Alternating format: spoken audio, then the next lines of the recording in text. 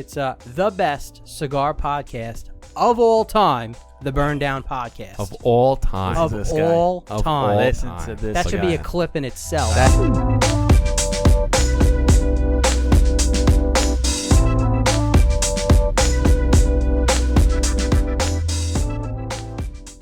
What's going on, everybody? Welcome back to another episode of the Burn Down Podcast. We are in the studio today with the man, the myth, the legend, the owner of Patriot Cigar Company, Alan Jacoby, the man with the plan. What's going on, brother? What's happening, boys? It's great to be back. Welcome back. Welcome back. Almost a year ago I was here. Almost a year ago to the date. Wow. Yeah, a lot has changed with us, with you, and we're glad you're back in here. We want to know what's going on. And first off, my man is looking Dapper.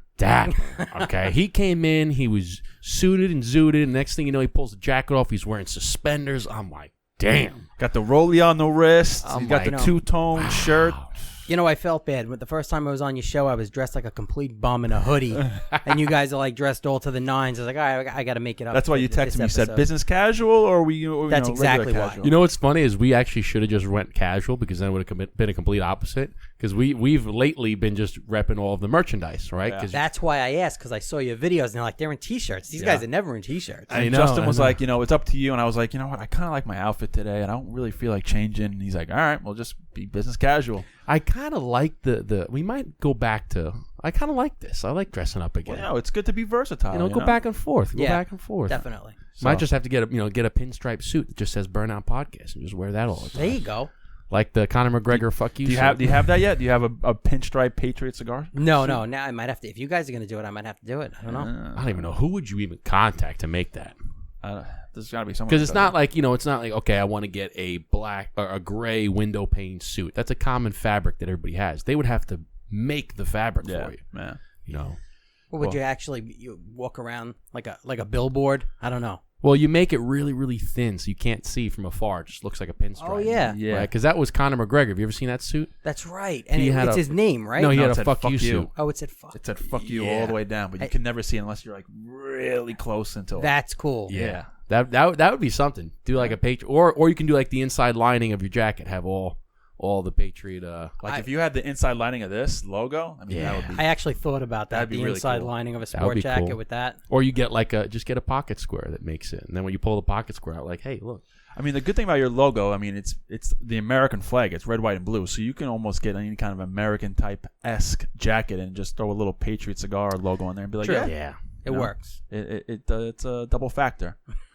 So we're smoking. You gave us two of your new blends that you haven't even released yet. So thank you.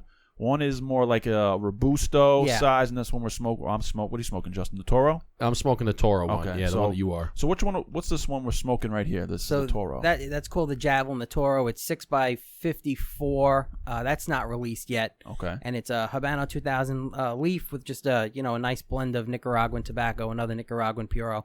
And the smaller one is the Robusto, is the Sidewinder. That's actually out on the website. I had it as a limited release, but I'm going to keep it because it had proved very popular. The Sidewinder. The Sidewinder. So this is like a classic Robusto, 5x50. Yeah. Classic. Where'd you come up with that name? So they're all named after munitions in the United States military, all missiles. Yeah. And I had them, and I'm like looking. What do I want to name them? And basically, it was I like that one. I have another one I'm going to come out with. I have it. It's in production. It's a Churchill 7x50, and that's going to be the Garand, like the M1 Garand, the long rifle. Oh, okay. Yeah, okay. so that's so gonna. I remember you were saying the M1 Garand. That reminds you just of Medal of Honor, like on Xbox 360. I would play all the Medal of Honors. I always use the. You have M1 one Garand. named. You have one named the Apache yet, or no?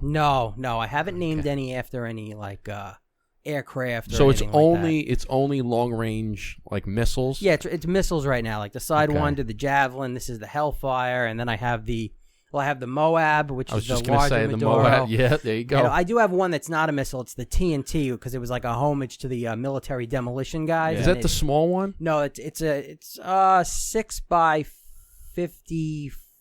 58 maybe. Is it a dark wrapper? No, it's not. But really? it's the one that has the Oh, it has the little thing. Yeah, fuse, that's right. Like okay. Fuse, I was just trying to think because I knew something about it made it look like a stick of dynamite. And then the Mark 48, which is the torpedo, which is the actual torpedo that are on our submarines, the Mark 48. Ah, okay. So that only makes So sense. what other America. I mean, there's got to be There's so many. many. Yeah, There's so many. You can't even name There's them two all. things that I love about Alan's brand. Ready? One, America, right? It resembles America, with the roots that were built on military. Two, you're on Long Island, so it's like you're right down the block. So anytime we need access to Alan, this is true. It won't be too yeah, hard. He's right there. I have a buddy of mine, Joe, he would love the conversation we're having right now. How all the things are named after the projectiles. Because he is a nut when it comes to just big, like, first off, military, right?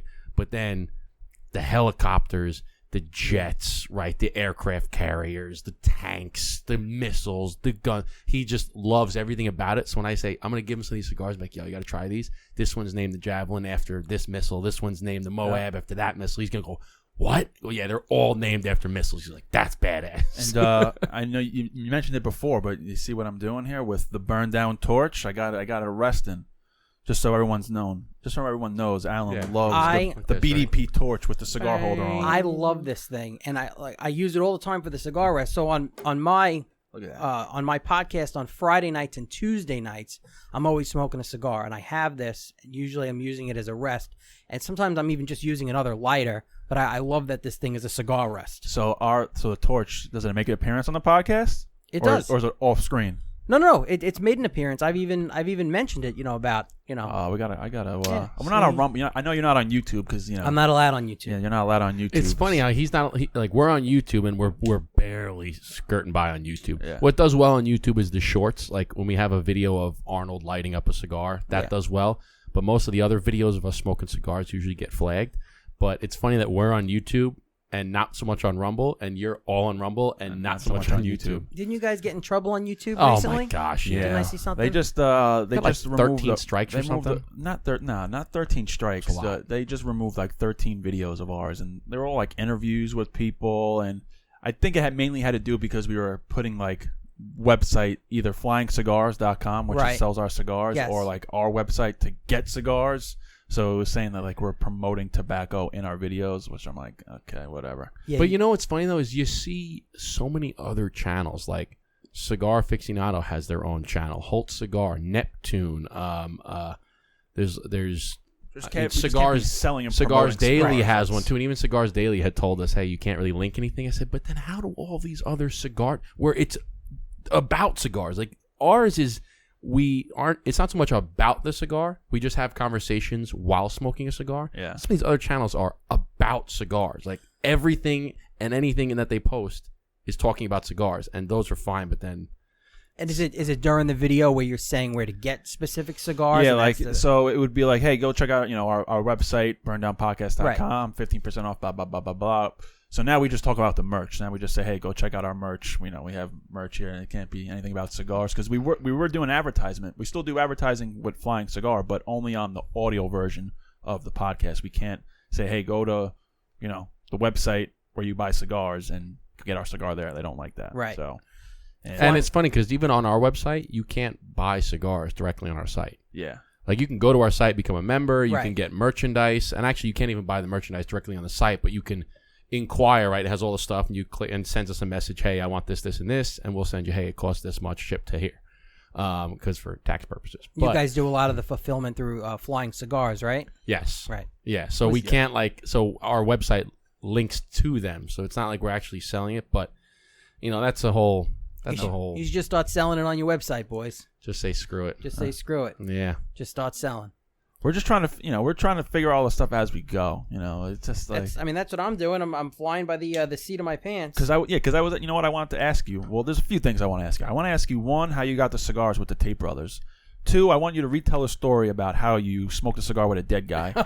And that was a hilarious because we missed the opportunity of making that a clip, and I want to retell that story so we can make that a clip because that was such a good story. Okay. And the other thing was like I know I texted you a few weeks ago saying like, hey, are you in cigar lounges in New York? How do you operate? And you kind of give me your little background of how you do things. So let's start with How have you found the process so far of selling cigars in lounges, online, in New York, not in New York? What's that journey been like? Yeah, because to add to his question too is you started before when we first had you on the show. You only had I don't know maybe like 5 lines at the time, maybe 4 or 5 different cigars. I came out with 4 cigars, and now you have what 10? No. Now there's 5 on there, and soon to be 6. But you didn't have this one. Right. No, so that's 6. That's 6, but you have that's 5. Oh, that's 5. That's 5, and that one's going to be 6. That one's going to be 6, but yes. but have you extended the sizes as well, or do you still have the same amount? I still have the same ones. Oh, okay. Because to me, it looked like you were just just taking off and having all these different things, and so to go along like Eric's question is, how do you feel the process has been going? Like, how do you navigate that? How do you you're all in all these different shops? Like, what's that process like? Yeah. It's hard to explain. I'll tell you, the best part of the whole experience of, I guess, being in the cigar industry, and as you guys are with the Blueprint, which is a great cigar, by the way. Thank you.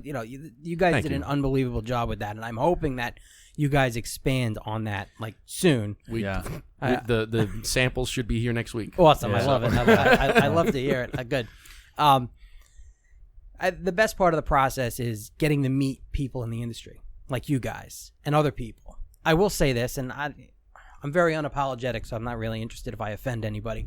I find the New York cigar lounge culture very toxic, and meaning that is... Ooh, I like this. Okay. Ooh, here we go. I like this. I don't get intimidated by anybody, and I hear this from a lot of people, that they walk into cigar lounges. Maybe it's a Long Island thing, I don't know. That they walk into cigar lounges, a lot of them on Long Island, and they get this intimidated feeling by the staff, like they're being watched. Cigar makers do? Cigar makers get intimidated? No, I'm talking about from a consumer standpoint for a second. Okay. And it's just I always hear that unless you're a regular there, it's you kind of get the cold shoulder. I don't know. I hear that a lot. Now, as a cigar manufacturer brand, they really it's like they don't want to hear from you if they've never heard of you before. And I don't, and I did it. Not that I shot myself in the foot. I probably shouldn't have done it. One day I decided I had nothing to do. I had my big Pelican case humidor full of cigars. I'm gonna go drive around. I'm gonna go stop at a bunch of lounges, and I'm gonna give out samples like crazy to whoever the manager is. Mm-hmm. If the owner's there, throw them a pitch and things like that. They loved getting the cigars, I can tell you that. That they loved. They loved getting the free cigars. There were even people that were like regulars in the shop. This is all you want, and they give them out. I gave out a lot of cigars that day. Whatever. Nobody called me back, but I wasn't expecting it, right? One guy called me back and said, I'm interested. It was a guy around Concord. You should come in. Would you take cash? The whole thing. Whatever. Yeah.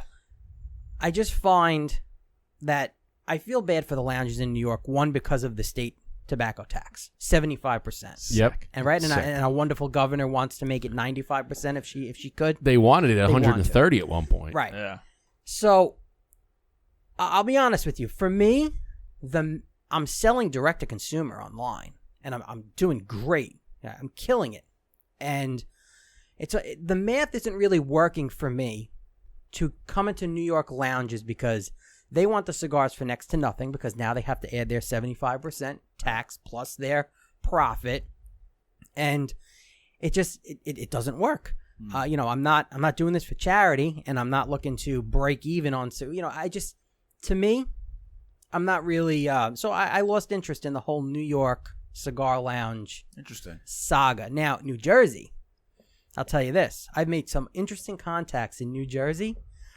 The New Jersey cigar lounge culture kicks New York cigar lounge culture in the balls. Really? Welcoming, unbelievable people that I've met through events. I hooked up with guys that work in this one cigar lounge specific in Woodbridge, New Jersey called Main Street Cigars. Oh, MANE. yeah, I know those guys. Alex, the manager, he has his own line of cigars too, Exile Cigars. Unbelievable guy. He's an ex-cop, right? Alex is in it. A lot of the guys that work in there are ex-cops. Yeah. I've been in there a few times. Yep, you got Big Ray in there. You got and Nick. the girl who works there, India, right? Yes. India, right? Yes. Because her husband was Good memory. Yeah. Well, sometimes it works. But no, her husband Raphael is a big fan of the podcast, and he would always post pictures of him, having this crazy chocolate concoction from Starbucks with a cigar with his iPad watching the burn down, always posting these awesome pictures. You remember that? He used to I do post remember them that. all the time. I do remember that. And then he's like, you got to come by Main Street Cigars one time. And then I was in New Jersey for work, and I stopped in there, and I met him. I met his wife India, and then all the other guys. But it's a nice spot. Nice little shop. A lot of law enforcement comes through. And I did a few events in Jersey that they ran. They have this. It's called the Firm Cigar Society. It's based off the Freemasons, and it's kind of like their main clubhouse in a sense is Main Street Cigars, and they had a big event at an Elks Club twice already. A lot of cigar vendors, and I was part of it twice, and it was great. Really got to promote the brand, and then they were like, "Hey, listen, we want to put your cigars in the shop." They approached me, and I was like, "Hey, well, let's give it a shot." And they have a guy that works there. He's an ex-Marine, ex-law enforcement. His name is Rob. He works there on Saturdays, and he was repping for Alex's company, Exile Cigars, and he really liked my cigars. And he said, "Hey, listen, I'd love to rep for you in Jersey." Starting out, he is big into the cigar culture and the cigar world. And I said, "You know what? Let's do it." And he was, didn't only costing me something if he's making deals because it was commission based. Yeah. And boom, 3 shops off the bat. In Jersey. Jersey's tobacco tax is 30%. The price has worked. It worked for me. Let's make it happen. And I'm lined up, I think, for 2 more coming in the next couple months. Every time I speak to somebody from a New Jersey cigar lounge, they're approaching me. They're calling me. They're interested. And I'll give it to them over there. It's just they're very welcoming. They're very welcoming. See, that's interesting because I've heard that from a couple of people before of New York cigar lounges, and we've found that it's a little bit. We are in a bunch of lounges throughout Long Island and upstate New York. And we're in a couple of in Jersey and Connecticut as well. But I have found that too with samples, sending samples, and then you don't hear anything back. That's so true. We sent so many out. We send them all out, and to play devil's advocate, you're like, all right, well, I want to send out samples because how do you get into lounges? Like, they're not going to put you in the lounge if they don't try the cigar. So, like, all right, let me send a bunch of samples, and I'll send them out to 100, and if I get 10 to 20 of them, 20%, then great, I got 20 lounges. But it's much less than that. People just don't respond back. And Justin and I were actually just talking about this the other day, and I was like, because obviously we have full-time jobs, so we can't focus all of our attention on marketing, sales. And I said, instead of just emailing, paying $800 for a list of contacts and emailing and sending samples, I said, why don't we try and just focus on doing based events in the tri-state area, New Jersey, New York, Connecticut. We do a podcast. We're more known for, being outgoing, being in front of a camera. So I said, why don't we just start with trying to sell cigars just by doing events, whether lounges buy our cigar and then we do an event there, or we do like at a networking event or a golf event or something like that. And I was like, maybe that's way more of us because that's more weekend stuff. We can focus doing that on the weekends as opposed to, we're both in sales jobs, 9 to 5s. Right. And so we only have so much time to reach out to lounges, do this, do that. And it's like, where do we try to focus our time? There's no time to do it. That's the problem when that's where the reps come in. I'm not a cigar rep. I've never sold cigars. I don't know that end of the industry. And I'm fortunate that my rep, Rob, really knows the industry and is very knowledgeable. And he's got the gift of gab.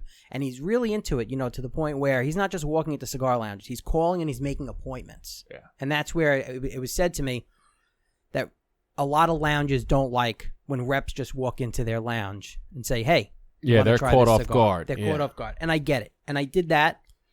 And maybe that was a wrong thing to do. I'm learning as I go. And you're saying to call ahead first? Call ahead, make an appointment. Hey, I'd like to make an appointment with you, speak about this brand that I'm repping, whatever it is, or that I own, whatever it is. Because it's good to know, because I was telling Justin, I was like, I found like 10 lounges in Westchester by me. I would just... Same thing as you. I have a bunch of samples. I'm just going to go in and say, hey, this is my cigar. You'll never hear from them again unless someone really takes a liking to you. Or like anything else in sales. You're going to speak to them, you're going to give them a sample, and then you have to follow up with them in a week. Mm-hmm. Like, hey, how did you like it? What do you think? You want to work something out? Whatever it is. And who has time for that as a brand owner, especially if, like us, I'm not doing this full time yet. You're not doing this full time yet. So where do you find the time to do that? Right. On top of, making the podcast stuff. Right. You know, because it's not like the only thing we do is we have a cigar brand. No, we have a podcast. We have merchandise. We have memberships. We have the some of the events that we do. We have the Instagram, the social media. So all of those things add on top of selling the cigars. 100%. And even you guys, you might want to look into finding a rep that works off commission. There's an industry standard. It's not a lot, and it works for me. And I'll tell you, so my rep is actually a fan of your show. He saw the show that I was on the last time, and he's repping for me, and he's repping for Exile, and he's repping for somebody else. And he does a lot of private security, that he's ex-law enforcement, and he wants to dedicate himself full-time to repping for small boutique brands. I'll connect you with him. Maybe strictly commission-based. Strictly commission-based. He eventually, at some point, wants to strike it big and be salaried somewhere, but that takes time. Listen, I want all of us to strike it to big and have full-time reps. I'll tell you what I find about. I'm a year. September is when I launched Patriot Cigars. September 9th, I think, is when the website went up and officially started selling. The boutique brands, we have to stick together, because if we're not supporting each other, then what's the point? We have all of these larger brands that we're competing with that have the notoriety, the name brand, and they don't like us. They may say that they like us. They don't. They're full of shit. They don't. We are a threat because the boutique brands are up and coming, and to be honest, because we're smaller, I think we're paying more attention to detail and quality. Yeah. We're putting out better cigars than some of these big brands. I'm not afraid to say absolutely. I agree absolutely. totally. And it goes along with, that's why some of these brands, and I will say, like, for instance, Padron. Padron is a phenomenal brand. My go-to. Okay? Padron is fantastic. And that's what makes them so good, is that they have such high volume, but they keep the quality there, right? Padron, year after year after year, tastes the same, and it's a good cigar, which is very difficult to do. Right. Some of these other brands, I'm not going to name any of them, but there's some that have such high volume and keeping the quality. For instance, there was a cigar that won Cigar of the Year, okay? And it was a fantastic cigar, fantastic. It wins Cigar of the Year. The following couple of years, the quality went down because the demand went through the roof after winning Cigar of the Year. It was like a Cigar of the Year curse. You win it, but then the demand goes through the roof, and you can't keep up with the production. You can't make the good quality anymore, and then the cigar kind of goes downhill. So with the boutique brands, is we don't have the volumes. We're not making millions of cigars a year like some of these big brands. Not yet.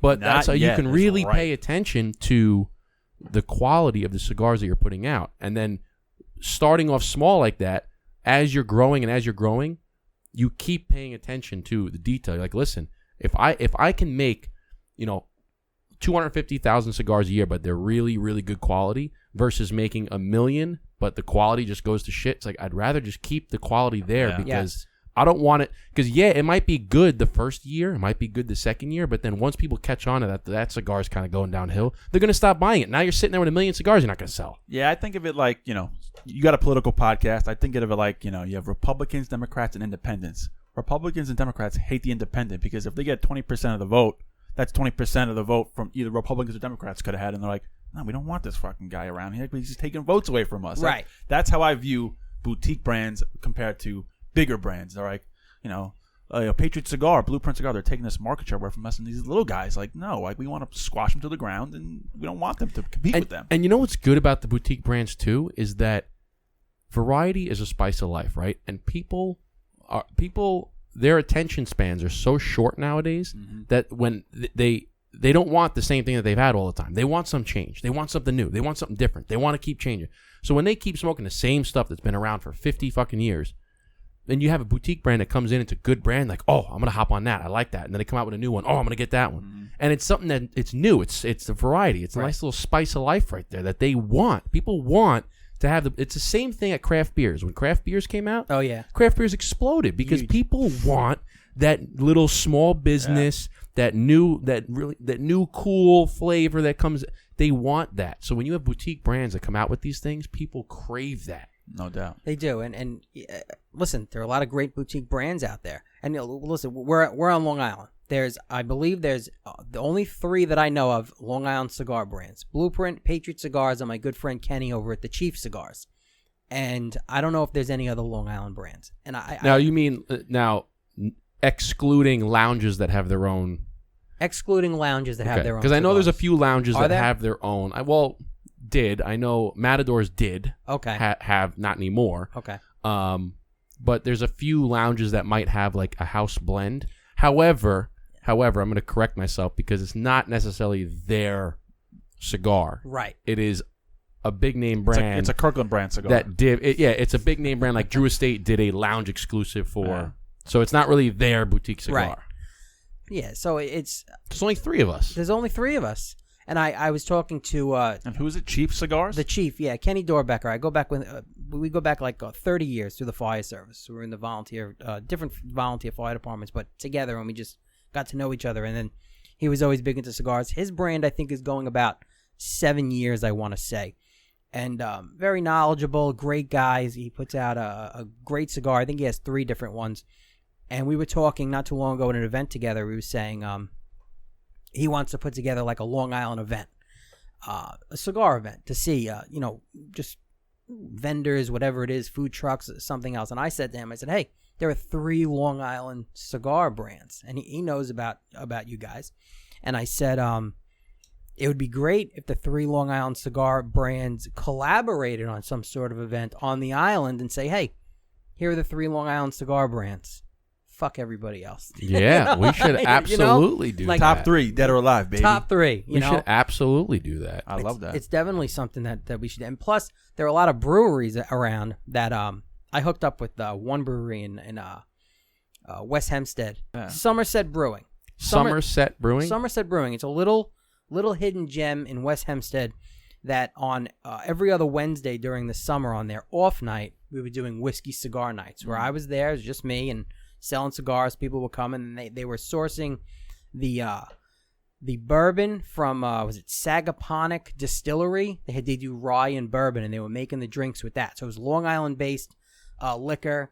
The Long Island based brewery with their craft beers. They have like 16 different beers they brew right there, and then a Long Island based cigar company. And it was cool because it gave me some brand recognition. I got some new clientele out of it. Something like that. You hook up with the breweries, and they even come out and do stuff at events. So I think that could be something we could collaborate on. Maybe as after the when the spring breaks, we should definitely I love it. And I think that like Eric had said with the events is, first off, events are fun. I love doing events. Right? Any type of event, right? We've done rooftop events, we've done actual events at cigar lounges. Right. We did a live podcast or a live viewing in Jersey, right? It was. We did. So it's one of those Brooklyn. Yeah, like an we did that one in Jersey too. Like a talk show, right? Where it's previously recorded in front of a live audience. It's one of those things where we did it in front and people bought tickets and sat and watched. And we had like 20-something people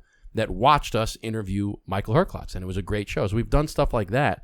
And now even you could do golf events. Golf events are huge. Yes. Yeah. And people love to come and just drink and smoke cigars, and you do giveaways. And speaking of golf, what's that little red flag? I know. So he was going to give this to me because right. I'm a big golfer. I got them for the both of you. I got the little Patriot let me cigar love that. golf towels. Look at Love this. Give them out to the Baby. golfers. They love them. Hell yeah. Oh, and it's nice microfiber too. This is, you always need a good towel to clean your balls with. Absolutely. You know what I'm saying? You gotta take care of your balls. You gotta keep the make balls sure clean. you gotta keep your balls clean, keep them dry. Keep the shaft and the head clean. Shiny. Yeah, you gotta keep them. That's good. This is awesome. So thank you. I'm gonna be using this on Friday. There you go. I was at a golf outing on Monday, and I gave out like 150 of them. Are you a golfer too? I haven't played in a long time. I'll play here and there. I wasn't but there you to swing play. a club. You can swing. Yeah, a club. I can swing. You can make contact with the ball. Yes, I can. May not always go straight, but it goes. it goes. Now, forward. if Trump asks you to golf, are you going to go golfing? Yeah, I would go. I would go golfing with the boss. You know what I would give to play with Trump on his course? Have you seen some of the He's a really good golfer. Oh, he's sick. Exceptional. There's a lot of people. There's a lot of videos online. People like ripping him when they look, he's cheating here. It's like he picked the ball up before it goes in. Is it this? And I'm like, listen, dude. From a golfer, you the swing might not be like the very Tiger Woods picture perfect He swing, hits that ball though. But listen, it doesn't matter what the swing looks like. Have you seen Matt Wolf's swing? All this craziness, right? Look at Rahm's swing. It's not traditional. It's unorthodox. But I've seen him hit the ball, and I'm like, this guy can play. He's a single-digit handicapper. He's a good golfer. And he's really into golf too. I got to. I would love to play with him. Love it. They had the Live Golf tournament at his club at Bedminster over the summer, and I went. I got to spend the whole day with him, and we were in his box with him, Eric Trump, Ivanka Trump, and other people that work directly for him. There's about 10 to 12 of us there the entire day. And if he wasn't out on the balcony watching the golfers, I think we were on the 18th hole, or I don't remember what hole, or he was big screen TV in there, and he would whoever was sitting next to him. At one point, I was sitting next to him, and he kept hitting me in the shoulder, talking that I gotta watch this guy hit this ball. I don't know who this guy is hitting this ball, and he's talking about their names and throwing all these numbers out, and I'm like, oh yeah, Mr. President, this is great. This is unbelievable. The stuff he was throwing numbers out there. Like, how do you know all this stuff? And he's not a cigar smoker, right? No, he hates cigars. Hates them. Doesn't drink either. I know that. I know he doesn't drink. Yeah. All right, no cigars. His sons like cigars, though, right? Eric and Don like cigars. I was that day. It's funny because I had cigars with me, and his one of his attorneys were there, and she's like, "Did you bring cigars with you?" Because her husband likes cigars, and I go, "Yeah." They go, well, we can't smoke them here because the boss does not like any cigars anywhere. He doesn't even want to see them. I go, I know, it's crazy. Not even cigars. All right, so we can't get him on the show then. No, it's fun. It's it's funny is because like we had an episode where we were talking about who we thought celebrities that we thought would probably smoke cigars. Like I haven't seen them. Obviously, you've seen Arnold smoke cigars, Sylvester smoke cigars. You've seen these, right? But we were looking, okay, what about this person? You think he would smoke cigars? So we said, what about like George Clooney? I'm like, I think he would probably smoke a cigar. Yeah. What about Brad Pitt? I was like, I don't know about. What about Donald Trump? I said, I kind of think that Donald would smoke a cigar. I think he looks like a guy who would smoke cigars. And then I found out, no, he doesn't like them. No. I'm like, wow. Yeah, he has no real like vices like that. Nothing. His vices are literally like money. Coke. not Coke you put up your nose. Coca-Cola. Like soda. He's like he's like Warren Buffett. He's like Warren Buffett. I don't know how he's still alive. No sleep, soda, and McDonald's. That's Warren Buffett. Yeah. Warren Buffett is McDonald's, and you know why he does that too? Is because like one of his largest investments is Coca-Cola and McDonald's. He's like, I eat McDonald's and Coca-Cola. All right, that makes sense. Warren Buffett reads the Wall Street Journal front to back every single morning. God bless him. Every single morning, front to back. God bless him. But now, speaking of political figures, he's kind of a political figure-esque.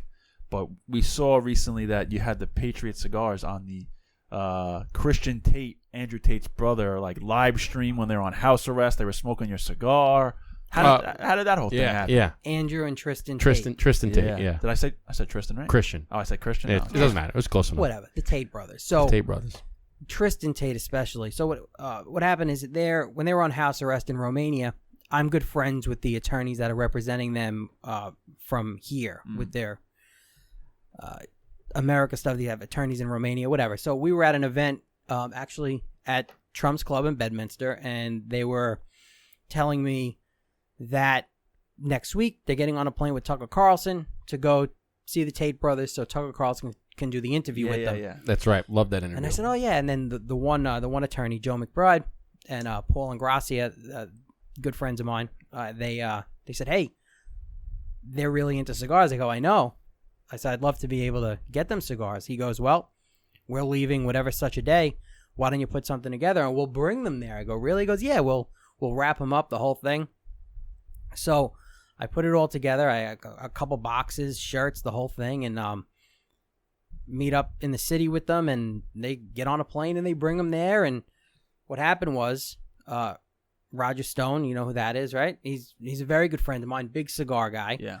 He works with Trump, right? Yeah, Yes. he's been one of Trump's advisors for 45 years. We gotta get some of these blueprints in the hands of these people. I'll as a matter of fact, if you want to, I will be with Roger in next month in December. On December 9th, we'll be at a gala in Manhattan together, so I can give him cigars if you want. We'll provide you with some ammunition. Yeah, sick. So he had done I think he'd done an interview or he did something with Tristan Tate. So what I did was Tristan Tate I knew was really he loved Roger Stone, and we know Roger Stone got railroaded, and when Donald Trump gave him a full pardon, so I had Roger sign. He had copies of his pardon, so I had him autograph a pardon and put that in there with the cigars with the Tates, and says, "Hey, it's a gift from Roger Stone." Like I wasn't even looking for the credit for it. I was like, "Here, just tell him it's a gift for Roger Stone." And they loved him, and I wasn't expecting it. I had no contact with the Tate brothers, and then one day on Twitter, I got a notification that Tristan Tate had followed me, and then I got a Twitter DM from him, and saying, "Hey, bro, I heard these were your cigars. Paul told me, the attorney. He goes, I smoked one, and they're unbelievable. I love them. I'm letting you know I'm probably going to be mentioning them on one of my live streams coming up." It's like, hey, that's awesome. Like, I really appreciate it. And then he did it out of the blue. And when he did it, when I tell you, my phone melted from all of the emails that came in from the website asking if I could ship cigars to Canada, UK, Italy. If I was, and I don't ship overseas, but if I did, I would have, I'm not even exaggerating, 500 orders going overseas. Now, why don't you ship overseas? There isn't a cost-effective way that I have found to do it. I would love to. Yeah. We've done it. Oh, then we have to talk. Yeah. Because, we've done it for like the onesie twosies. Yeah. I get a lot of requests now, especially UK and Canada. Well, I'll say it's not so much. It requires a little bit more work. It's not like an automated where you go to your website, they click an order, you package it up, you send. It's more of a behind the scenes where, okay, you like for instance, we have somebody that just bought box in the Netherlands. Okay, said, hey, they contacted us, would love to try your cigars. I want to buy a box. Okay, we go up. How much is going to cost to ship to the UK to the Netherlands? Here's the price of the box. Here's how much it's going to cost. Here's our PayPal link. You send us PayPal. We package it. We ship it out. Now the thing is, you can't. When you're shipping the cigars, you have to be careful of what you put on the customs form. Right. So we always just put handmade art. Handmade art. Someone else said that. And also. And I'm not lying. Yeah. I'm not lying. It's handmade art. I view it as a piece of art, and it's made with hands. So that's right. That's a way to do it, and we might have to cut this out so that we don't get invaded by the FBI here. You're selling cigars. No. But so it requires a little bit more. Do you remember what it cost to send that to the Netherlands? It was like $40. 40 and then it shipping. wasn't that bad. And then we sent. And that was a box. It was one box that weighed about 2.5 pounds. And we sent cigars to guys in shout out to Cigar Central in the UK, and they're based out in London, I think. They bought a cigar. They're like the UK version of like a boutique website. They want to sell boutique cigars. Okay. And, they're fans of the show, and they're like, hey, we want to try the blueprint and maybe sell them over here. We want to put them in like hotels and all different high class spots. And we said, sure, we'll send you a box. And then they're like, hey, we really love the cigar. Like he brought the cigar. He went to the football game in the London game, and he was smoking the blueprint at the NFL game in London. It was pretty cool. That's cool. And he's I don't know if he smoked it, but he took a picture of it. Good enough. Because I don't know if you can smoke it in the stadium, but it doesn't matter. I think he was smoking it because people were like, "Was he smoke in the stadium?" Oh, maybe he wasn't. Yeah, maybe he was. But I think he was. And then so he's like, "Hey, how do we make this like work where we can sell cigars?" And I'm like, "We'll have to get back to you on that because it's the import export type of thing." And that's the challenge because for them to sell it, they need to import it. Because they're gonna, obviously they're going to take inventory of it and then sell it to consumers. So they need to import. So that might be a little tricky. That's where there might be a roadblock there. But to sell to because for instance, if I wanted to ship something to somebody in Germany and I wanted to ship them like a mug or a T-shirt, I can just ship it over, no problem. Yeah. So hey, listen, maybe you can't go on the website and purchase it, but here's my PayPal. You can send me some cash and I'll. So it's the same thing with cigars. Now, granted, it's requires that extra step because now you have to find out how much is it going to cost, and you're just passing it on to the consumer. Right. Yeah. Right. If your box of cigars, it costs you $100 to make it, and you're going to sell it for $200, it's going to cost you $50 to ship it. They got to pay $250. And if they're overseas, you got to let them. They understand. Listen, shipping is going to be. It's coming from America. Yeah, London shipping into London was a similar price. It was like $40 or $50. Canada's easy. But it actually kind of brings me back to a point of passing it on to the consumer. I wanted to go on this when we were talking about the lounges, right? How in New York, they want to get your cigar for dirt cheap, right? And we've been asked this multiple times. Hey, can you give me a discount? Give me a discount. Give me a discount.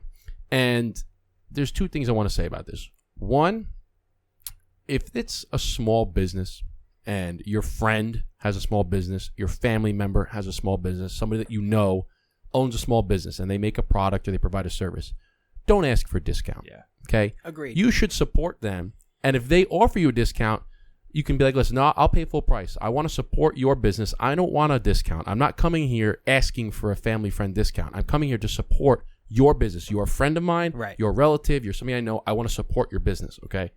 That's one thing. The second thing is when they're asking for such price cuts and they want them for next to nothing because of the tax is passed on to the consumer anyway. Right. So why are you asking? For instance, we've gotten one where, like, credit card fees. I'm like, you're passing the credit card fee on to the customer anyway. I see the sign in the store. It says 3.5% credit card fee. Yeah. So if you sell a cigar and the wholesale price is $5 a stick, they say, oh, I need it cheaper than that. Why? You're gonna mark it up $5. It's gonna mark up 75%. So now it's gonna be 8 and change.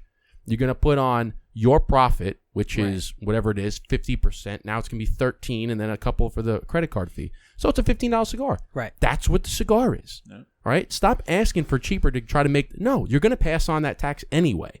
So if the cigar is $15, it's $15. It's all a numbers game. They want everything for nothing, and they don't realize that they're not talking to a large cigar manufacturer. Right. Like you said, I'm not doing this for charity. Right. It's the business. You know. All right.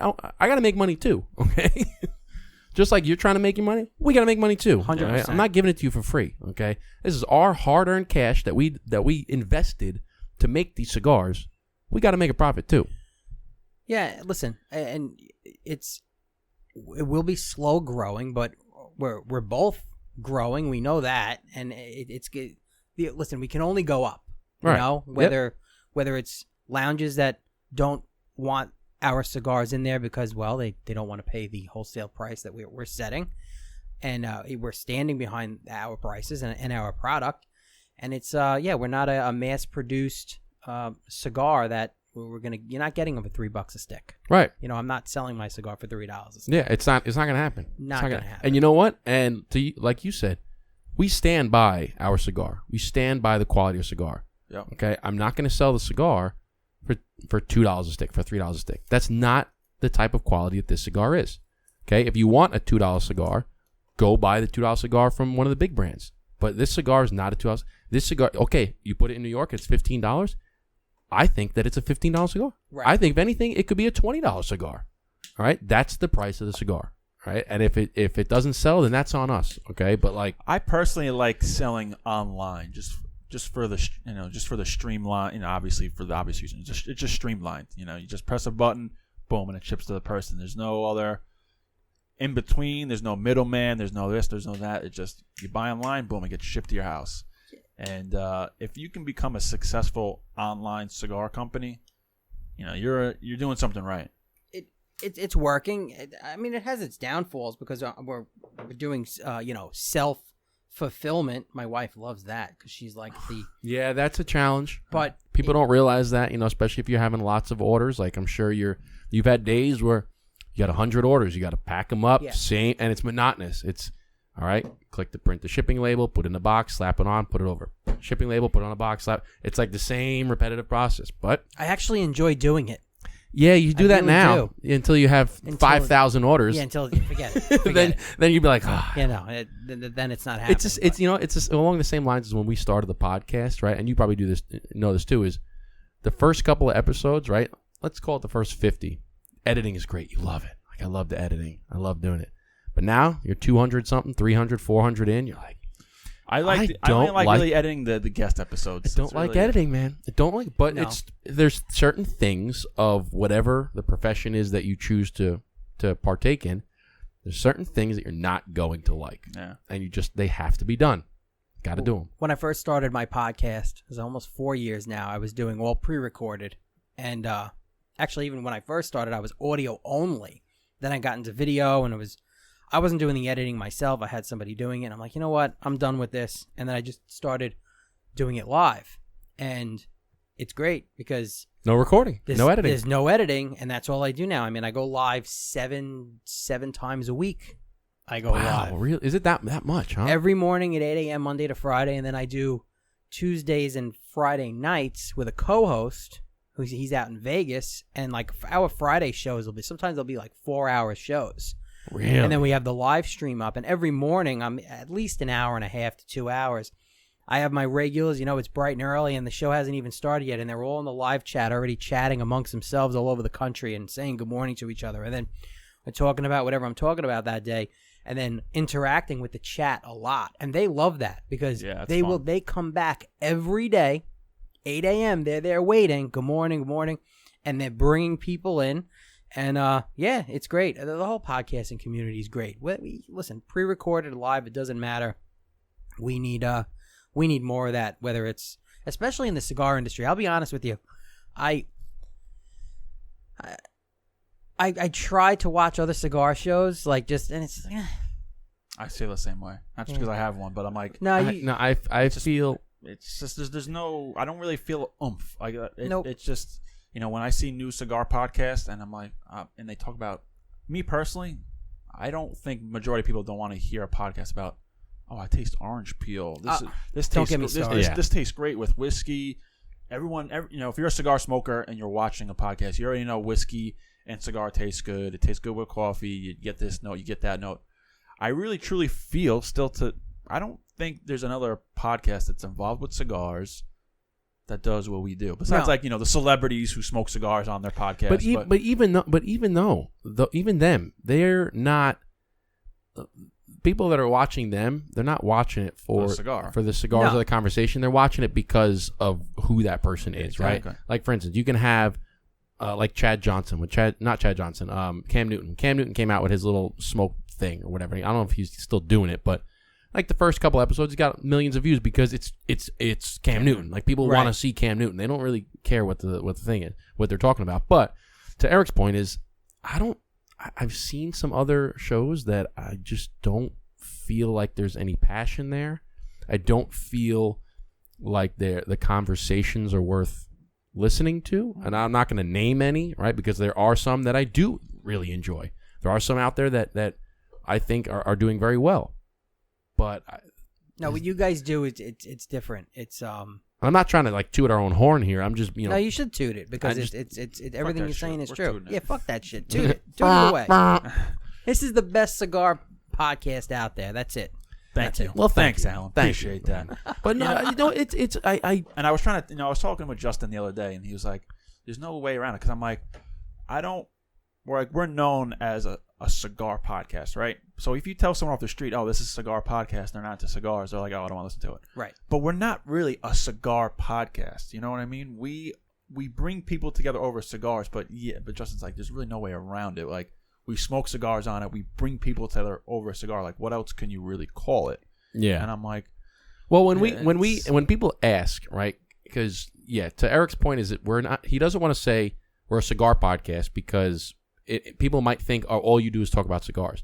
But when people always ask, what's your podcast about? I said, you have a podcast? I said, yeah, it's the Burnout Podcast. What is your podcast about? I'm like, well, we're a podcast that brings people together over cigars. I said, it doesn't matter who you are, where you're from, what you believe in. If you walk into a cigar lounge, it's always a welcoming community. It's always friendly. I said, you can sit down to the next Elon Musk. You can sit down next to a guy who shines shoes for a living, and you're going to have a great conversation. So we take that and bring it to the internet. So we interview anybody and everybody over a cigar. Yeah. You like cigars? We like cigars. Let's sit down. Let's have a conversation. They go, oh, wow, that's really cool. But like Derek's point, if you just say, oh, it's a cigar podcast, they go, well, I don't really smoke cigars. But it's like, people that don't smoke cigars but might follow basketball would love the John Starks episode. People that love football might listen to Ed Reed episode, you know? I've told people about your show, and it's it's called the Burn Down Podcast. It's based off the cigar, which I call the Great Equalizer, but they bring people on and talk about a lot of things, whether it's culture, whether it's sports, there's a lot of things they have on there, and I think I've said they've had sports figures on, cigar owners, and they just get into great conversations. And I said, go check out the Instagram because the reels are second to none. They always make me laugh. When you got the work you guys put into those. I haven't done them in a long time, but Eric's still. I'm a marketing guy. Still pumping them out. I'm a marketing guy. Justin's the engineer guy. So Justin sees the numbers and he's like, "Nah, I'm a marketing guy." I'm like, "All right, we got me in the forefront of everyone's brain." So I still pump them out. You have to, and that's great too about having shows with multiple co-hosts where. All right, you have the tech guy, you have the marketing guy. Everybody knows what they have to do. They have their wheelhouse, and it comes together, and you put together a great show. I mean, that's just the way you got to do it in the podcasting world. That's it. Now, my other question is, I need to hear the story again. How you smoked a cigar with a dead guy? Because I know you were in the. This is such a great story. It's such a good story. Such a great story. But story, it's been a year, and the people who have been watching, listening this whole time. Are in for a good treat because it's so good. It's just way better. Since I told that story on your last show, like almost a year ago, it's funny how many people had I don't know, somehow it found me on social media. It was like, oh, I think they found my my cigar Instagram, Patriot Cigar, and they were like, oh, I saw you on the Burn Down, and we laughed at the story about you smoking a cigar with a dead guy. That's such a great story, man. It's such a great story. So people that are listening right now, buckle your seatbelt, and if you haven't heard this story, and I won't give you the long-winded version, but just for context, I was a paramedic in New York City, and I smoked cigars a lot at work. We all did, and even still today, you'll see drive past ambulances in New York City. Chances are someone parked on the side of the road has a cigar in their mouth. Even you'll find that among law enforcement as well, or the fire service. So anyway. Occasionally, we get calls for people that have passed on in their homes, and people find them and whatnot. So this happened on a summer afternoon, and in the summer in New York City, it tends to be really busy. The police are really busy. We're really busy as far as EMS goes. And we get a call for, I think the call it actually came over as possible DOA, dead on arrival, in the apartment. A neighbor had found them, or whatever it was. Somebody found them and called. So we had gotten there, and we were the first ones there, and the neighbor was there, had the key to the place, and they were in there. The police were not there yet. And typically we like to wait for the cops, but we were already told that the precinct that we were in Queens, New York, they were so busy they call it backlog, meaning that the cars are so busy that they have backlogged calls, and if it's not an emergency, it's a hurry up and wait. So on a call like this, they know that the ambulance is going to be there. We can't leave until the police come, and we do paperwork and hand it off. Because especially if it's someone that we can't transport to the hospital and save their life. Yeah, it was a DOA. He was a DOA. So they were like, well, he ain't going anywhere. So he was a younger guy. I want to say he was in his, if I remember, probably early 40s. He was in his recliner, and he was dead. How'd he die? I don't know exactly. He was a heavy guy. He either had some sort of, horrible medical episode, maybe a heart attack, or he choked. Because, he was dead. Was there anything lodged in his throat? We didn't look because there was no reason for us to look because he was that dead. He was clearly. Was he sticking to the couch? No, he was not at the point where you could smell him. Okay. But he was stiff and he was dead. Was he really pale? Yeah, he was really. Yeah, lips were gray. So how long you think he was there? I think he was there. It's got to be a couple of hours. I was gonna say at maybe 8 to 12 hours. Oh, maybe a little longer. Okay, so he's gone. And actually, I have to correct myself because now I remember it might have been a little longer because there was actually a slight odor. But okay. Are you allowed to, when you show up, are you allowed to touch them to feel if they're cold or warm? Yeah, absolutely. Okay. So in this situation, I didn't because if it was somebody that there may be a chance to help, we would put the the EKG machine on them. Try to bring them back, just to see what we got and then go from there. But this was an obvious, they were pronounced. That was it. So now we had to wait. And that's right, there was a slight odor, and it was in the summer, but his air conditioner was on. But, you had it lingering. So there's a trick in the old school trick. You go in their kitchen and you see if they have coffee anywhere, coffee grounds. And they did. So I found coffee grounds. You take a pot, you put it on the stove, and you just put the coffee grounds in it. You turn the stove on, and you kind of just let them burn. And, you get the smell of coffee in the apartment. Huh. So I did that.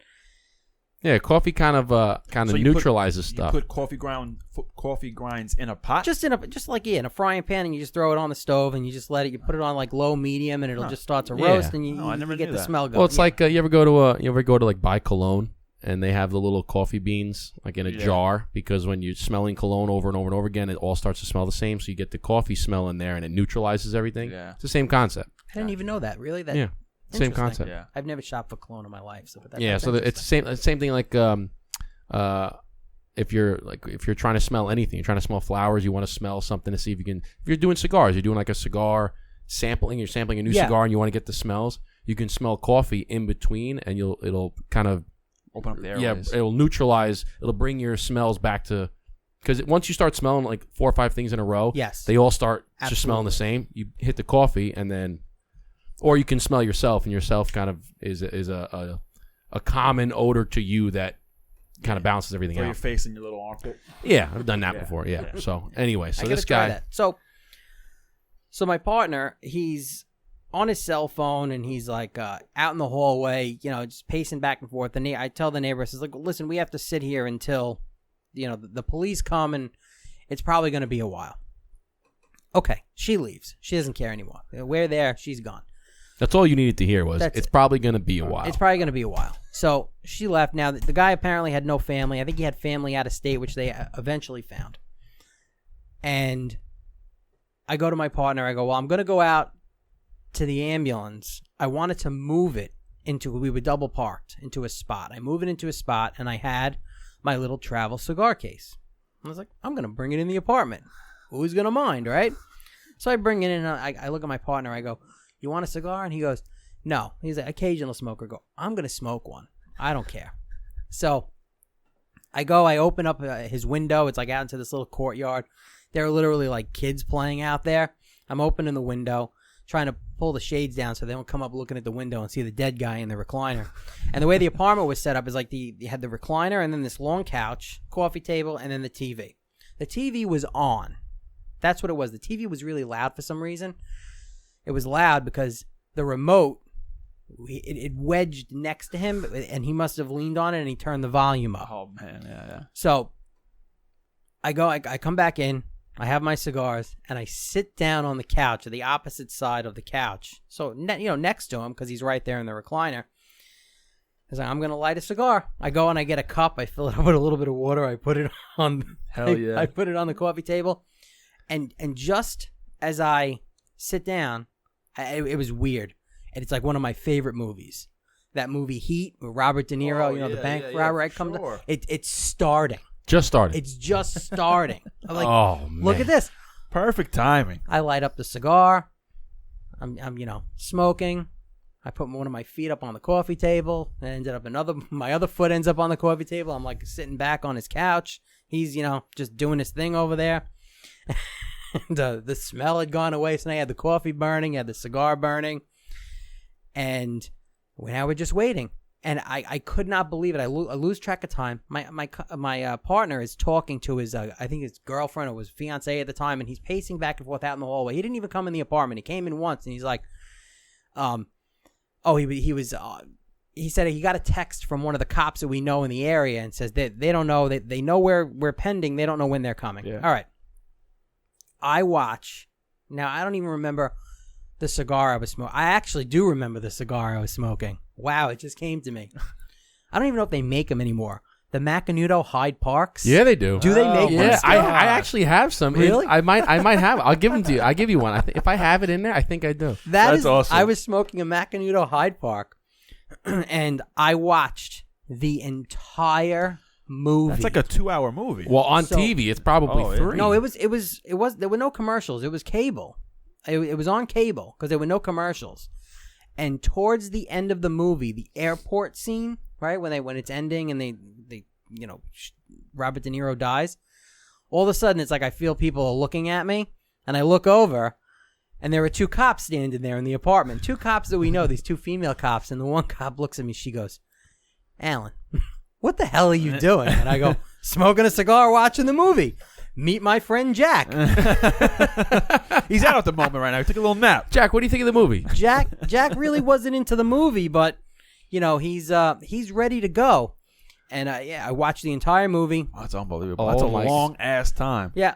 Watched an entire movie with a dead guy. And we had to keep, like, our dispatcher kept calling us, asking for an update. And we're like, yeah, we're still waiting for the, PD to show up. And, they get it. They're in backlog. We can't leave the body. We just can't leave. And then the cops come and you got to fill out a little paperwork, give it to them, and then they figure out how to, that the medical examiner is going to come and move the body anyway. But it was, sat in his apartment. He obviously didn't care about the cigar smoke. Yeah, I was going to say, you probably lit one up. Like, hey, you mind? Now you don't mind. How long ago was this? Oh, my God. This was like 2003. All right, so you couldn't just like whip out the iPhone and take a quick selfie. No, smoke a cigar. Mm-mm. Well, it reminds me. Put the cigar in his mouth. It reminds me of the scene from The Sopranos when he walks in. He's in the funeral parlor, and there's the dead guy in the coffin, and he lights up a cigar, and the guy goes, "There's no smoking here." He goes, what does he say? He goes, "There's no smoking." He goes, I don't think he's gonna mind. Yeah, who's gonna mind? Yeah. Something like that. He goes, yeah, who's gonna mind? Him? Hey, you mind? I don't think he minds. Yeah. He keeps smoking it. Smoked the entire cigar, like down to the nub too. Crazy. And watched the movie. Heat, great movie.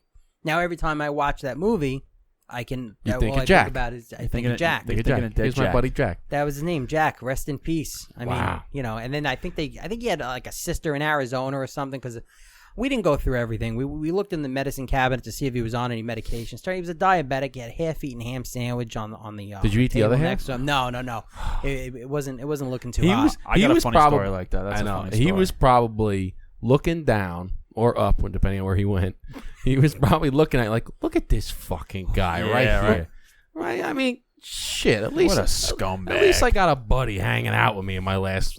He's got his feet on my table. He's watching my TV. He's smoking a cigar in my apartment. At least he could do is give me a cigar. No, we I know the story. Yeah. Speaking of half-eaten sandwich, I have a story like that where it involved a dead guy. It was one of my dad's buddies who was a state trooper back in the day. This car rammed into the back of a big rig, like an 18-wheeler, and decapitated this guy. So he was dead. And they pull up to the scene. They go around on the passenger side, and there's just 2 meatball palms, brand new. He's dead guy. He's got no head. He just takes his 2 fingers, feels the top, and he's like, "Oh, it's still hot." So he takes the 2 fucking meatball palms, and he goes to his partner. He goes, "Hey, you want a meatball palm?" He goes, "Yeah, what'd you get there?" He goes, "Oh, the guy didn't want it anymore." He goes, "Perfect, I'm starving." He wasn't gonna eat them. Yeah, he wasn't gonna eat them. Ate the dead guy's meatball palms. I'm like, guy's head's in the back seat, and they're stealing his meatball palms. Yeah. I have a good decapitation story. Now that you brought that up. Oh, is this? Yeah, we got to hear this one again. Is this the one where the motorcycle guy and the head rolled down? I told you that. You had to find it underneath the car or something like that. Decapitated. You sang some song on the way back. You found the helmet. Oh yeah. Something like this. Let's hear. Cross Bay Boulevard. It was one of those box trucks, double parked, and it had the lift gate down, and the end of the lift gates. It's like a razor. It's like a razor blade. And this guy comes flying up on his bike, and he hits it, and the bike's under the bike and the body is under the truck. And we get there, and their cops are there, and we're looking, and we see the body. We don't see the head. We don't see the helmet. Like, where is it? We're sitting there, where we're talking, and literally, beautiful day out. The sun is shining, and we look like something keeps glimmering in the corner of our eye. And I look over, and I'm looking. I'm like, what is that? It's under a big white Cadillac, like a big boat, like El Dorado, right? Cross Bay Boulevard, And I go, I grab one of the cops, and I go, Come with me, and we go over, and I go, I think I found the helmet, or whatever I said. He goes, what? And we kneel down, and there it was, wedged under this Cadillac. It was the motorcycle helmet, and the guy's like, well, chances are there's going to be a head in it. And I go, you're probably right, because they double checked. They're like, does this guy have a head? And he doesn't have a head. And They had to have the pictures taken and everything. And we were sitting there. They had us stay. They had one ambulance stay because the body was in public view under the truck. Another ambulance came because they actually transported when they finally got it out from under the truck after the crime scene was done. They pulled it out and they took the body to the morgue. So they were like, all right, we got to get the head from under this Cadillac.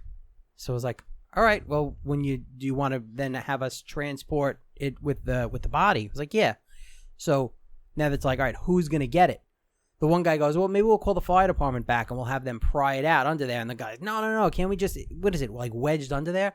Nobody's doing anything. Kick it out. Then they look at me and he goes, well, you want to try to get the head out from under this Cadillac? 'Cause it's right there, but nobody wants to touch it. So I put gloves on and get under there, and it's like, it's under there, and I'm doing this. I'm doing the trying to like wiggle unwedge it out, like from under the frame, and I get it, and it comes out. So now it's like the moment of truth. We're going to turn it around because the shield is down, and then we look in. It's you like, don't see like blood or anything?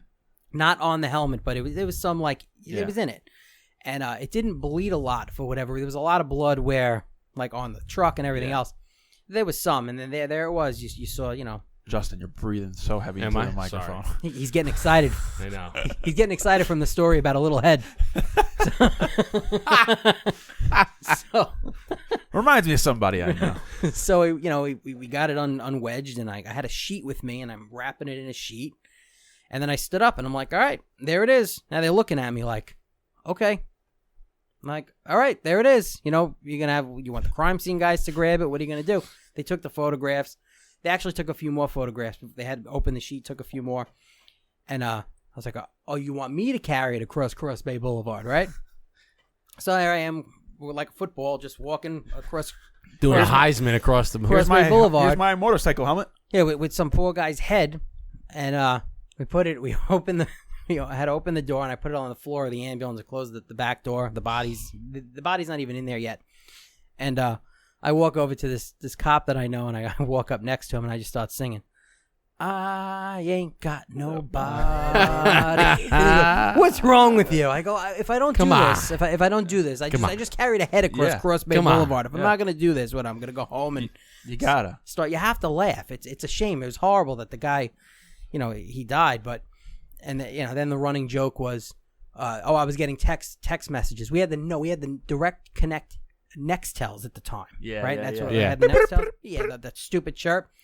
And then other people I was working with, they were like chirping me all day. It says, "Hey, Alan, you want a little head? Oh, you already had some today." Yeah, it was dark humor. I'm surprised somebody didn't pull out I don't want to get ahead of myself, but. I didn't hear that one.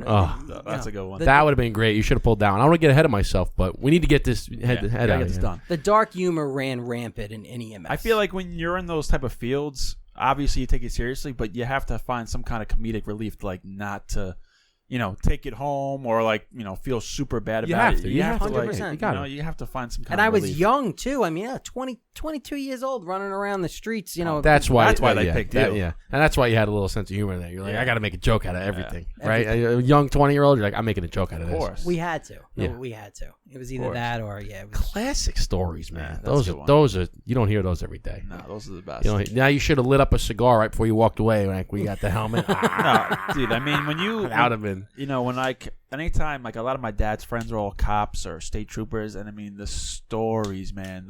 Even my uncle. My uncle was a narcotics detective. He was an NYPD cop for a while too. And I mean the stories are just unlimited. And I'm you guys did that? You guys saw that? I'm like, and they're like, yeah, it's not how it used to be back in the day. I'm like, well, both of my brothers are cops now, and they have some. One's MTA and one actually just got transferred to community affairs, and he's in charge of all these precincts, any community affair in Manhattan. He's part of it, and but he's got some. He tells you some crazy. And some of them are a little bit more gruesome than others, but he's got stories people pooping in their hand and throwing it at you, and just absolute animalistic stuff. I see some crazy shit. When I watch a lot of pun intended crazy shit. Yeah, literally pun intended.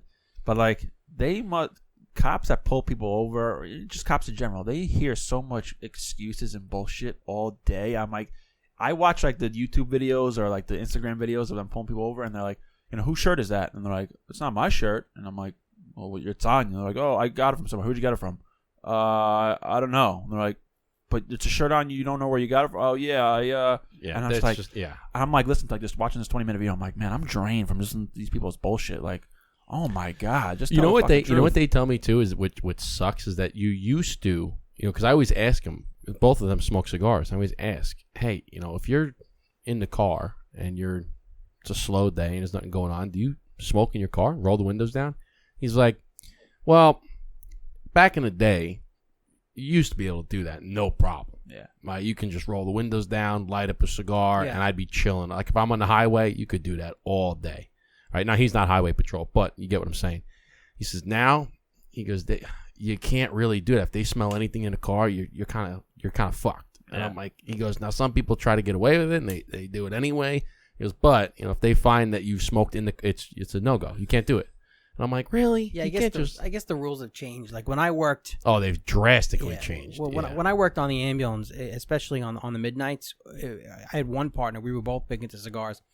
We would both be smoking, and we would be sitting up front, and we'd smoke on the way to the call, and then we put the cigar on the windshield wiper or whatever, Yeah.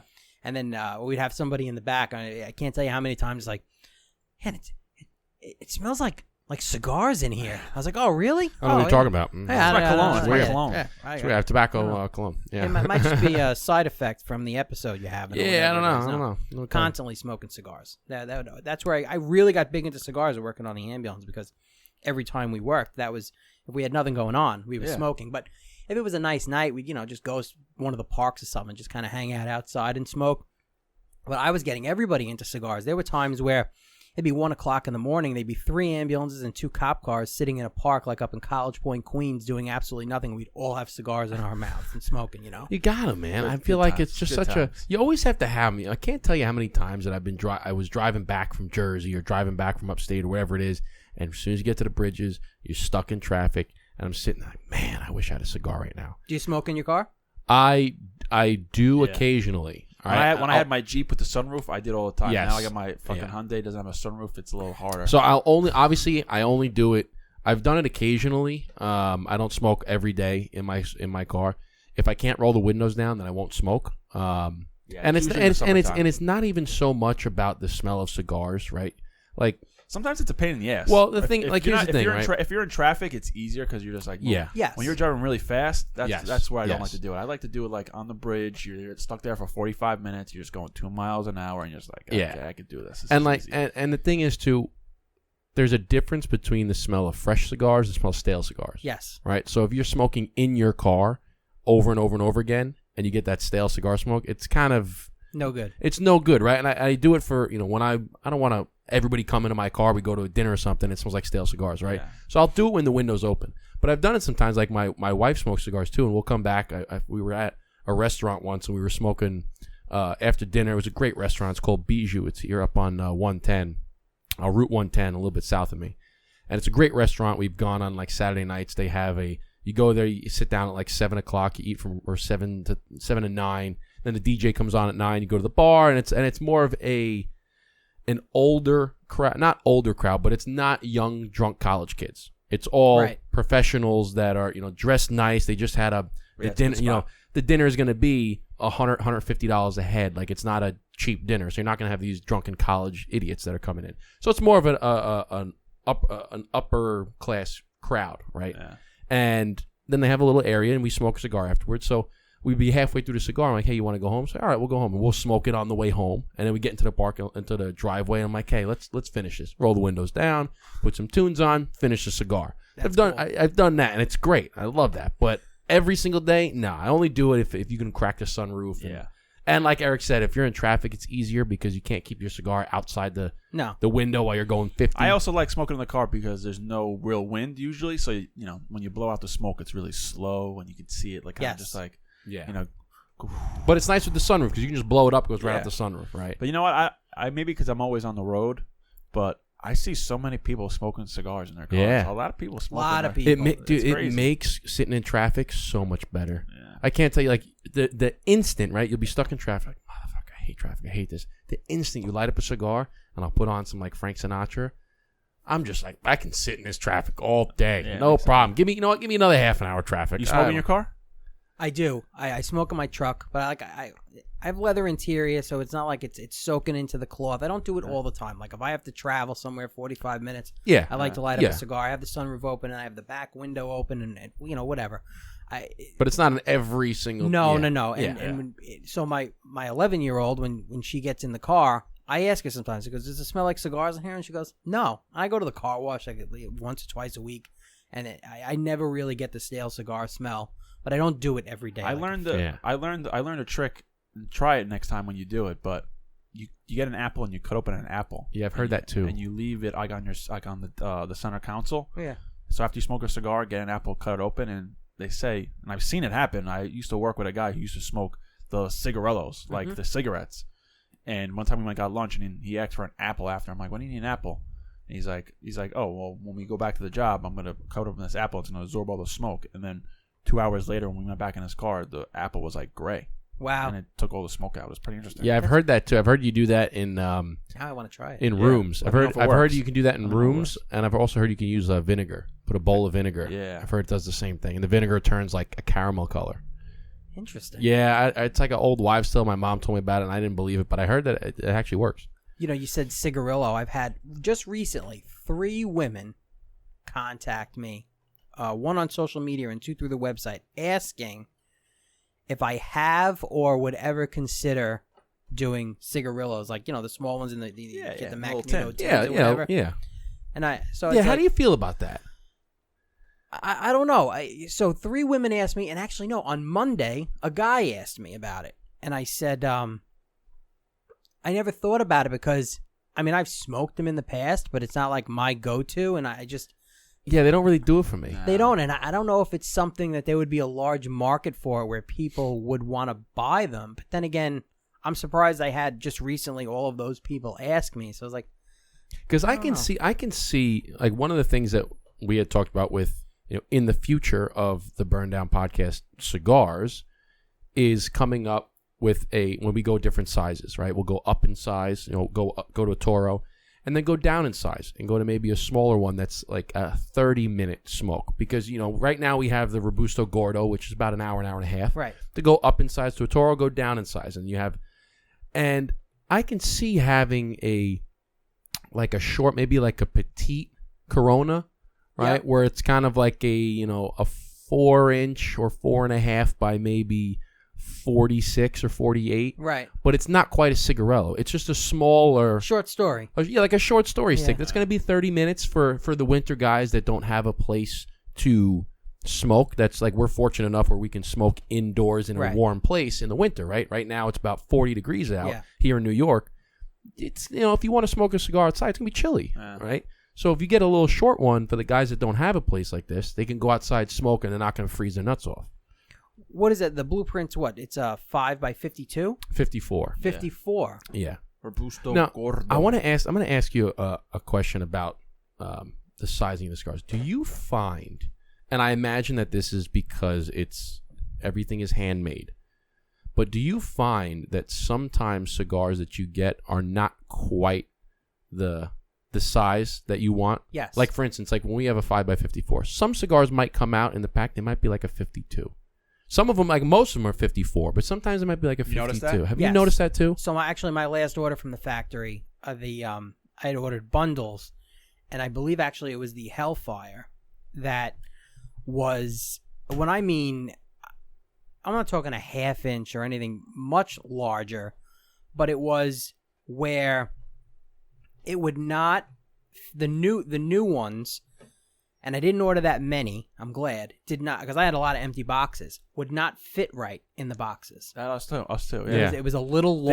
They would come in perfect, but if you take them out and put them back in, they don't, you have to like wedge them in, or I don't know how they originally did it. It's weird. And listen, we're dealing with, people that are making these cigars, that they're handmade, and I haven't had any quality control issues too much. I've had some damaged cigars come and whatnot, but they've all been mostly 99%, I would say, consistent.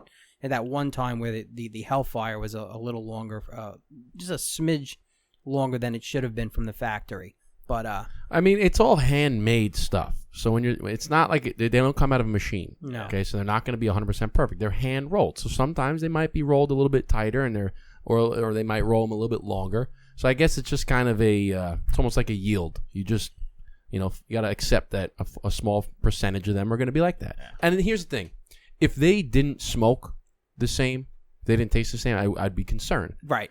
But they taste the same. They're fine. So I'm like, is it really? I would have a problem if I got an order in and it was like these cigars don't even smoke like the last order did. Yeah. I actually have an order coming in next week. This will be my third order. Although, however, my second order was not as big. I should have made my second order bigger, and they went quick. And it's like, I guess that it's a little nerve wracking that you're hoping like, I hope they're all, the consistency is there, everything is good. You have that little bit of. Is there a certain number, like, so say you make 1,000 boxes of cigars? Is there like a certain number that you get to and you're like, all right, I need to put in another order to maintain orders? Because of the lead time. So the lead time for my factory is actually pretty quick. How quick? What's quick? 12 weeks? No. So I when I order this one, I'll say almost 5 weeks. From the moment you place the order? Yep. Now, is that you place the order, they have no cigars made, and they start making them, and they're ready in 5 weeks? They start making them, and they're done in 5 weeks. So a little over a month. And, I think my next order is like 8,000 cigars. Okay. And, like right now on my website, I have a couple of them where I have them, the boxes are sold out, the 5-packs are sold out. Like I'm running dangerously low on some things. So back to Eric's question: is there a number, like for instance, okay, you bought those 8,000. Yeah. When you get down to 2, do you place the next order? Yeah, I start to like when I get down to half, it's like, all right, let me just figure out what I got going on, and then I'd say maybe a quarter, just over a quarter left. I was like, all right, it's time to get the next order. one. Yeah. And now, like, again, this is my third order. My second order should have been bigger, and it wasn't, where I kind of sold myself short because I had events that I had a couple events that guys, one event they wanted to buy 300 cigars, another one wanted to buy 100, and then the online orders were getting a little crazy, and I had a couple lounges in Jersey that reordered, and I was like, wow, I'm running really low. And I never wanted to get where I had to put sold out on something on the website, but unfortunately it happens. You never put sold out, you just put back orordered. Yeah, a little marketing. that's probably better too. Never put sold out. Yeah, I guess because then the only thing I thought about that is if they're back ordered, they're still spending their money, and I don't want to deal with if there's a delay. Then you have to track them. You do have to track them. So yeah, but that's more of something when you have a team that can do it for you. But if you're doing it by yourself to keep track of, okay, my inventory is 0, but I'm still getting orders. Yeah. Now when the inventory comes in, I have to fulfill all of the backlog, and then because that happened to us the first time around because it was our first time around, and we were basically had like a few boxes left before we're like, oh, we need to like order more cigars, and we put like a down like a 50% payment down, but then luckily there was like a little of a lead time because from the first order there was like 1,000 cigars left, so that helped us get through the next couple extra. So they helped us get through the next couple months. But still, it was like, oh yeah, we're running low, or we can only give you this much. So I was like, all right, listen, when we get to like half the boxes are done, we should like put another order in because we just don't want to. We won't say sold out or we can't sell you cigars. And I guess it's also I guess you can put it like an equation where, all right, if I ordered 10,000 cigars, okay, and I'm selling, and I know that my next order of 10,000 is going to be ready in, let's say it's 2 months. Okay, I know that they'll be shipped to me and I'll have them in 2 months.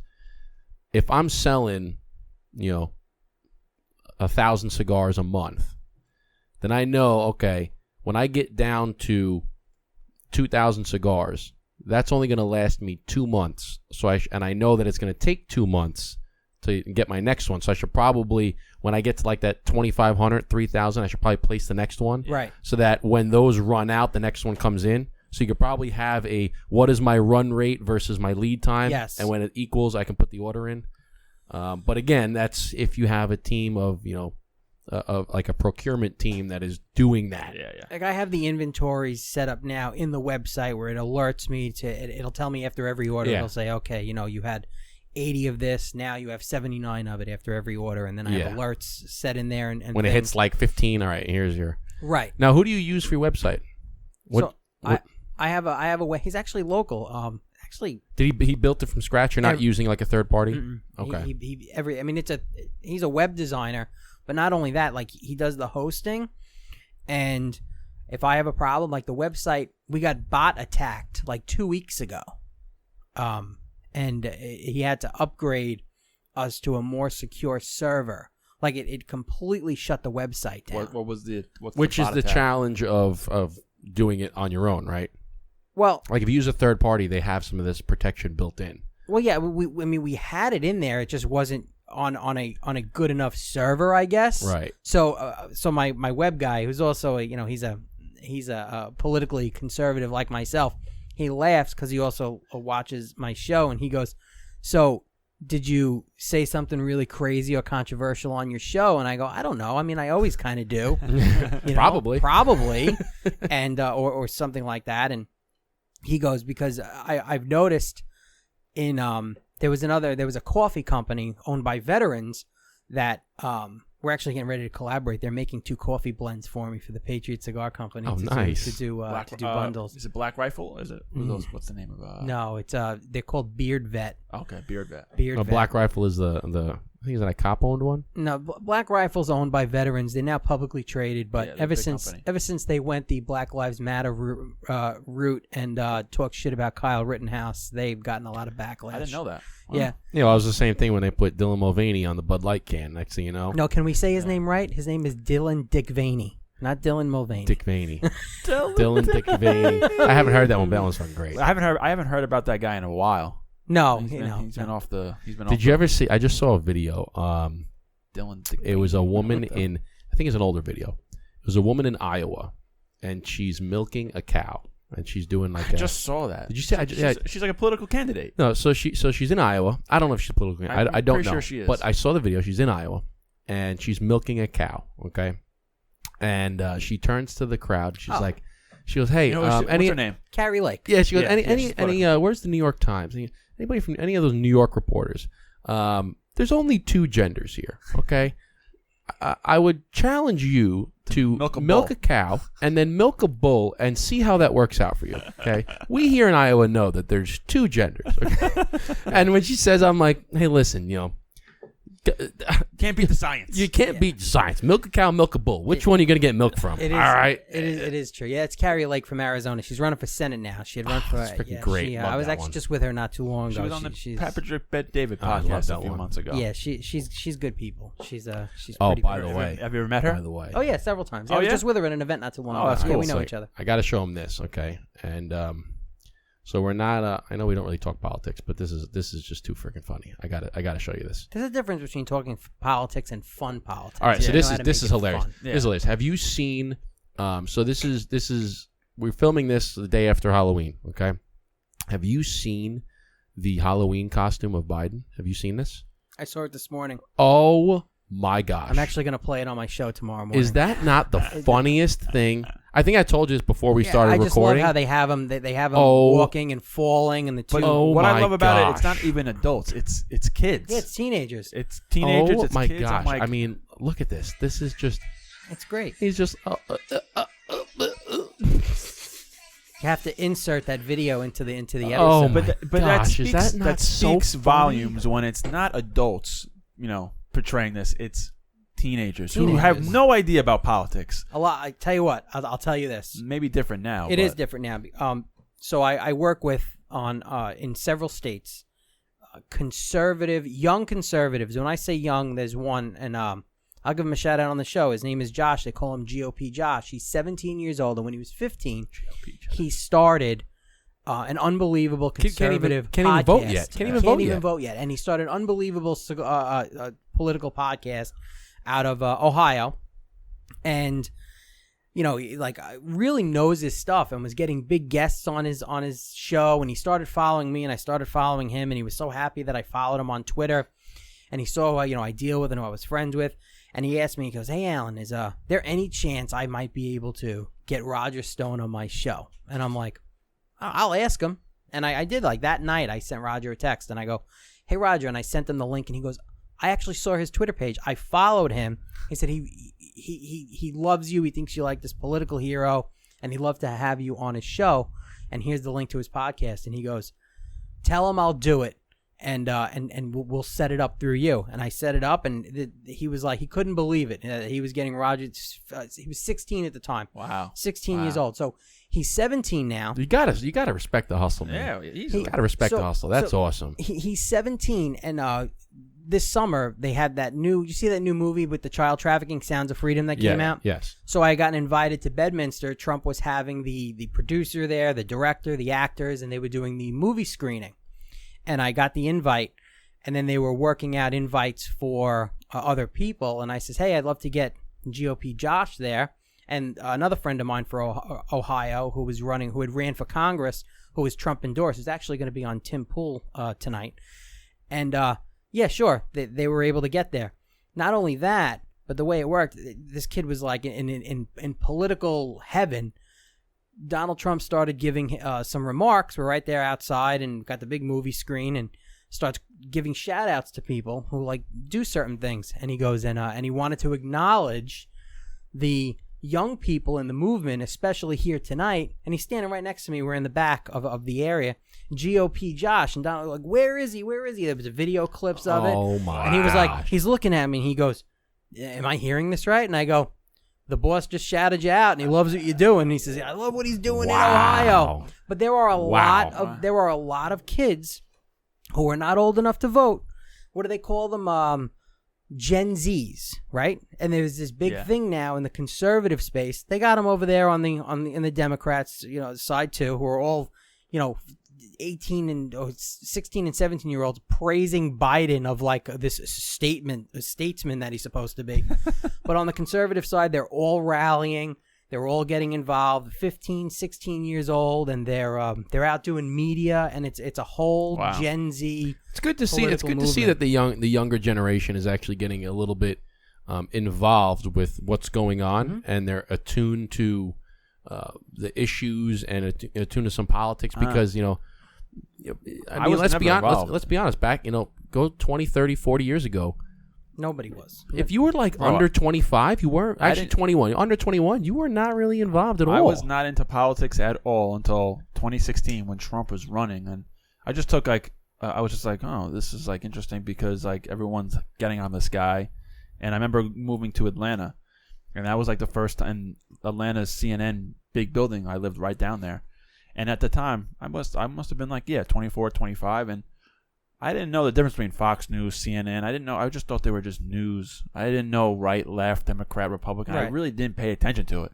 And then I remember asking my dad. I was like, "Dad, what's the difference between this and this?" And he just gave me like all the the reasonings. And I'm like, "Oh." And then from that day forward, like my optical view on life from a political standpoint, everything was different. I just noticed it everywhere. I'm like, it's surrounded with everything that you do. And what's interesting too is it's not. And I don't want to say that it's not like we're not super involved in politics, not nearly as much as you are. We don't know, it's not our thing. We're not constantly researching it. We're not, I try to stay away from it because it's just a headache. No, for me. it's true, but like shit. We have our beliefs, right? We believe certain things, and this is how we feel politically. We're not super ingrained. I don't know every single little tiny issue that's going on and how this side's going to handle this. I don't know all of the little things, right? Because it's not my profession, right?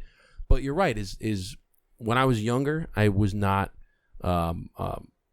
into the politics. I didn't really have a side because you're just a kid. You're not really worrying about it. But then, like in the last, when you become a younger adult, then you start watching, and it was basically a matter of, okay, I'm looking at the two sides and which ones I agree with that one. I clearly see that one. I go, that makes a whole lot of sense. I go over there. I said, that makes zero sense. Yeah.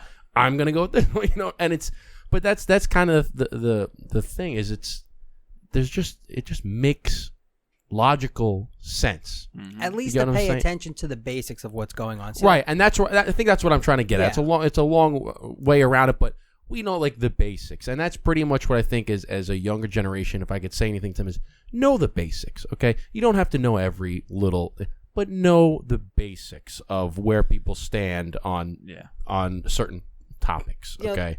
The big topics. Right. And the problem is, I was bred into it. 16 years old, young Republicans, 18 years old, Republican club, committeeman, the whole thing, and then just gradually building from there, meeting people. Now working on campaigns and all over the country and dealing with who I deal with almost on a daily basis. I live and I breathe it. No, you don't have to be like me and live and breathe it, because I'm kind of like a geek when it comes to it. Right, know? And that's my point. Right, but you should know the basics. You should know the basics. And here's another thing. Everybody says, oh, you don't talk about politics and religion. That's a problem, because if people aren't, you don't have to fight.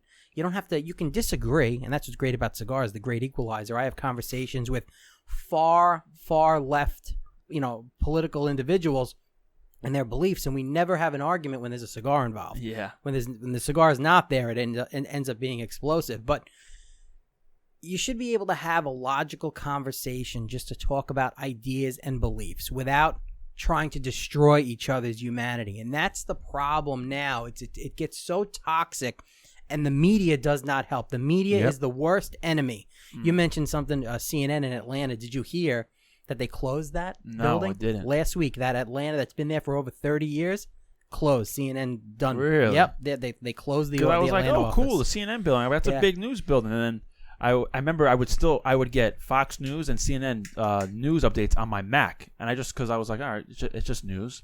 And then that was just when I was like, why do I get two? Like, is there a difference? And I don't know what stroke up the question to ask my dad, but I knew he was the Fox News guy. He was, he's like with Sean. If you follow Sean Gillis, he's a hilarious comedian. He talks about Fox News dads, and it's one of his skits, and that was my dad. Did I ever tell you a story about one of the guys I used to work with down in Philly? How his son became part of the Republican Party or Conservative Party. He asked his son. His son was working. His son was a caddy at one of the country clubs, and his son goes. Son was making tips, right? Making some. So his son would come back from work one day and he'd go, how'd you do caddying? He's like, oh, I did good. I made like, $150 or whatever. He's like, oh, okay, that's good enough. He's like, well, give me $50. Right? And he goes, why? He's like, well, that's for taxes. Give me $50. He goes, okay. He gives him the $50. He goes, now you have 100. He goes, give me another 50 and I'm going to give it to your brother. And he's like, what? He goes, yeah, well, first 50 is for taxes. Give me another 50. I'm going to give it to your brother. He goes, and the son says, but he didn't work today. He goes, yeah, I know, but it's called equality, right? You work, we're gonna split it up. He didn't work, so now out of the 100 you make, we're gonna split it. You keep 50, and he gets the 50. He goes, but that's not fair. He didn't work. I did all the work. He goes, welcome to the Conservative Party, son. That's hilarious. It's a good learning lesson for sure. I was just like, and the kid was just like, okay, well, that makes sense. I want people just to steer away from the mainstream media narratives, and that's both. I'll be honest with you. I'm not a fan of Fox. I hate mainstream conservative media. That's a good point. Yeah. Both sides. Both sides. 100%. Both sides. The media, whatever. What's the word? Construes, misinformation, fake disinformation, news? Fake news. I think, is construed the word? I think construed's the word. Construed's a good. Yeah, where it completely whatever the act. Because I always say that there's two sides to a story, and then there's the truth. And that's like Fox and CNN. There's what really happened, and then there's the CNN and the Fox way of how they just will really twist it into what they want to push. The days of objective journalism and objective news, it's dead. So it used to be they would give you the news without any type of political opinion and spin, and let you, the one who is absorbing the news, make your opinions on what you feel about what's going on with the issues, the real issues. Now, it's this one's talking about this and lying about this one, and like bad lies, and they're all programmed because of money. We're talking big money that owns all of these media stations. So the objective part is dead.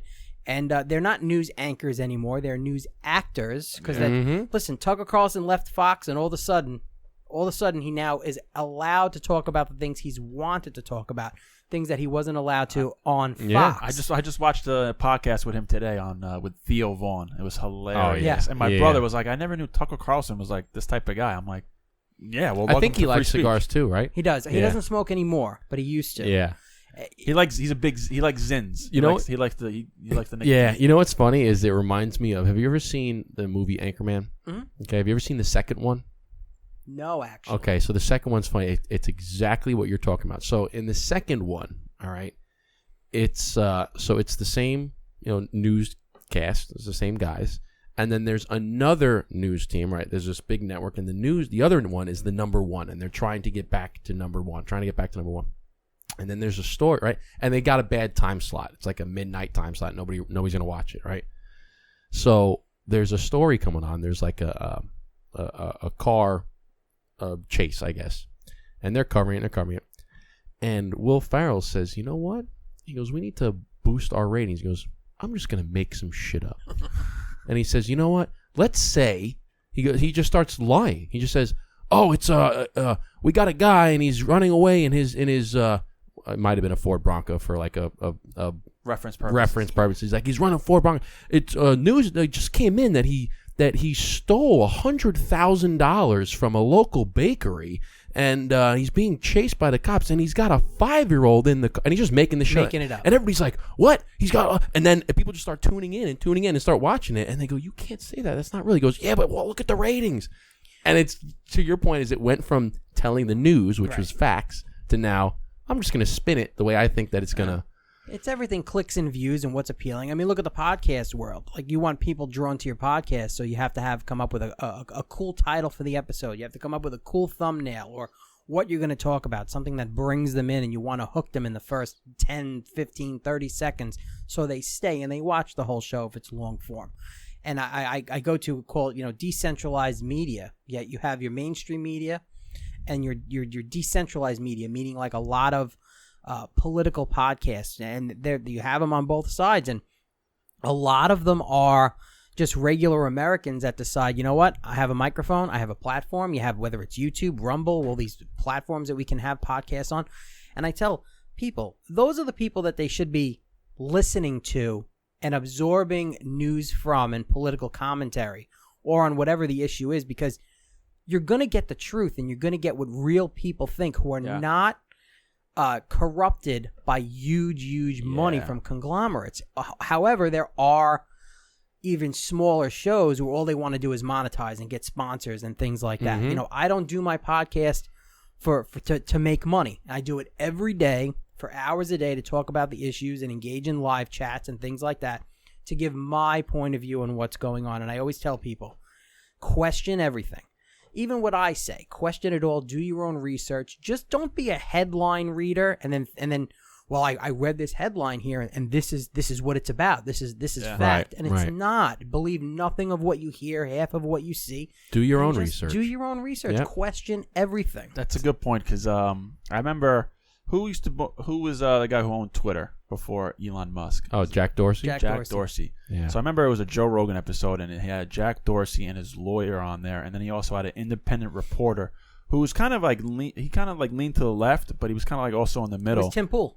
It is Tim Pool, right? Tim Pool. Okay, yeah, you just said that. Yep. Okay, that's what reminded me of it.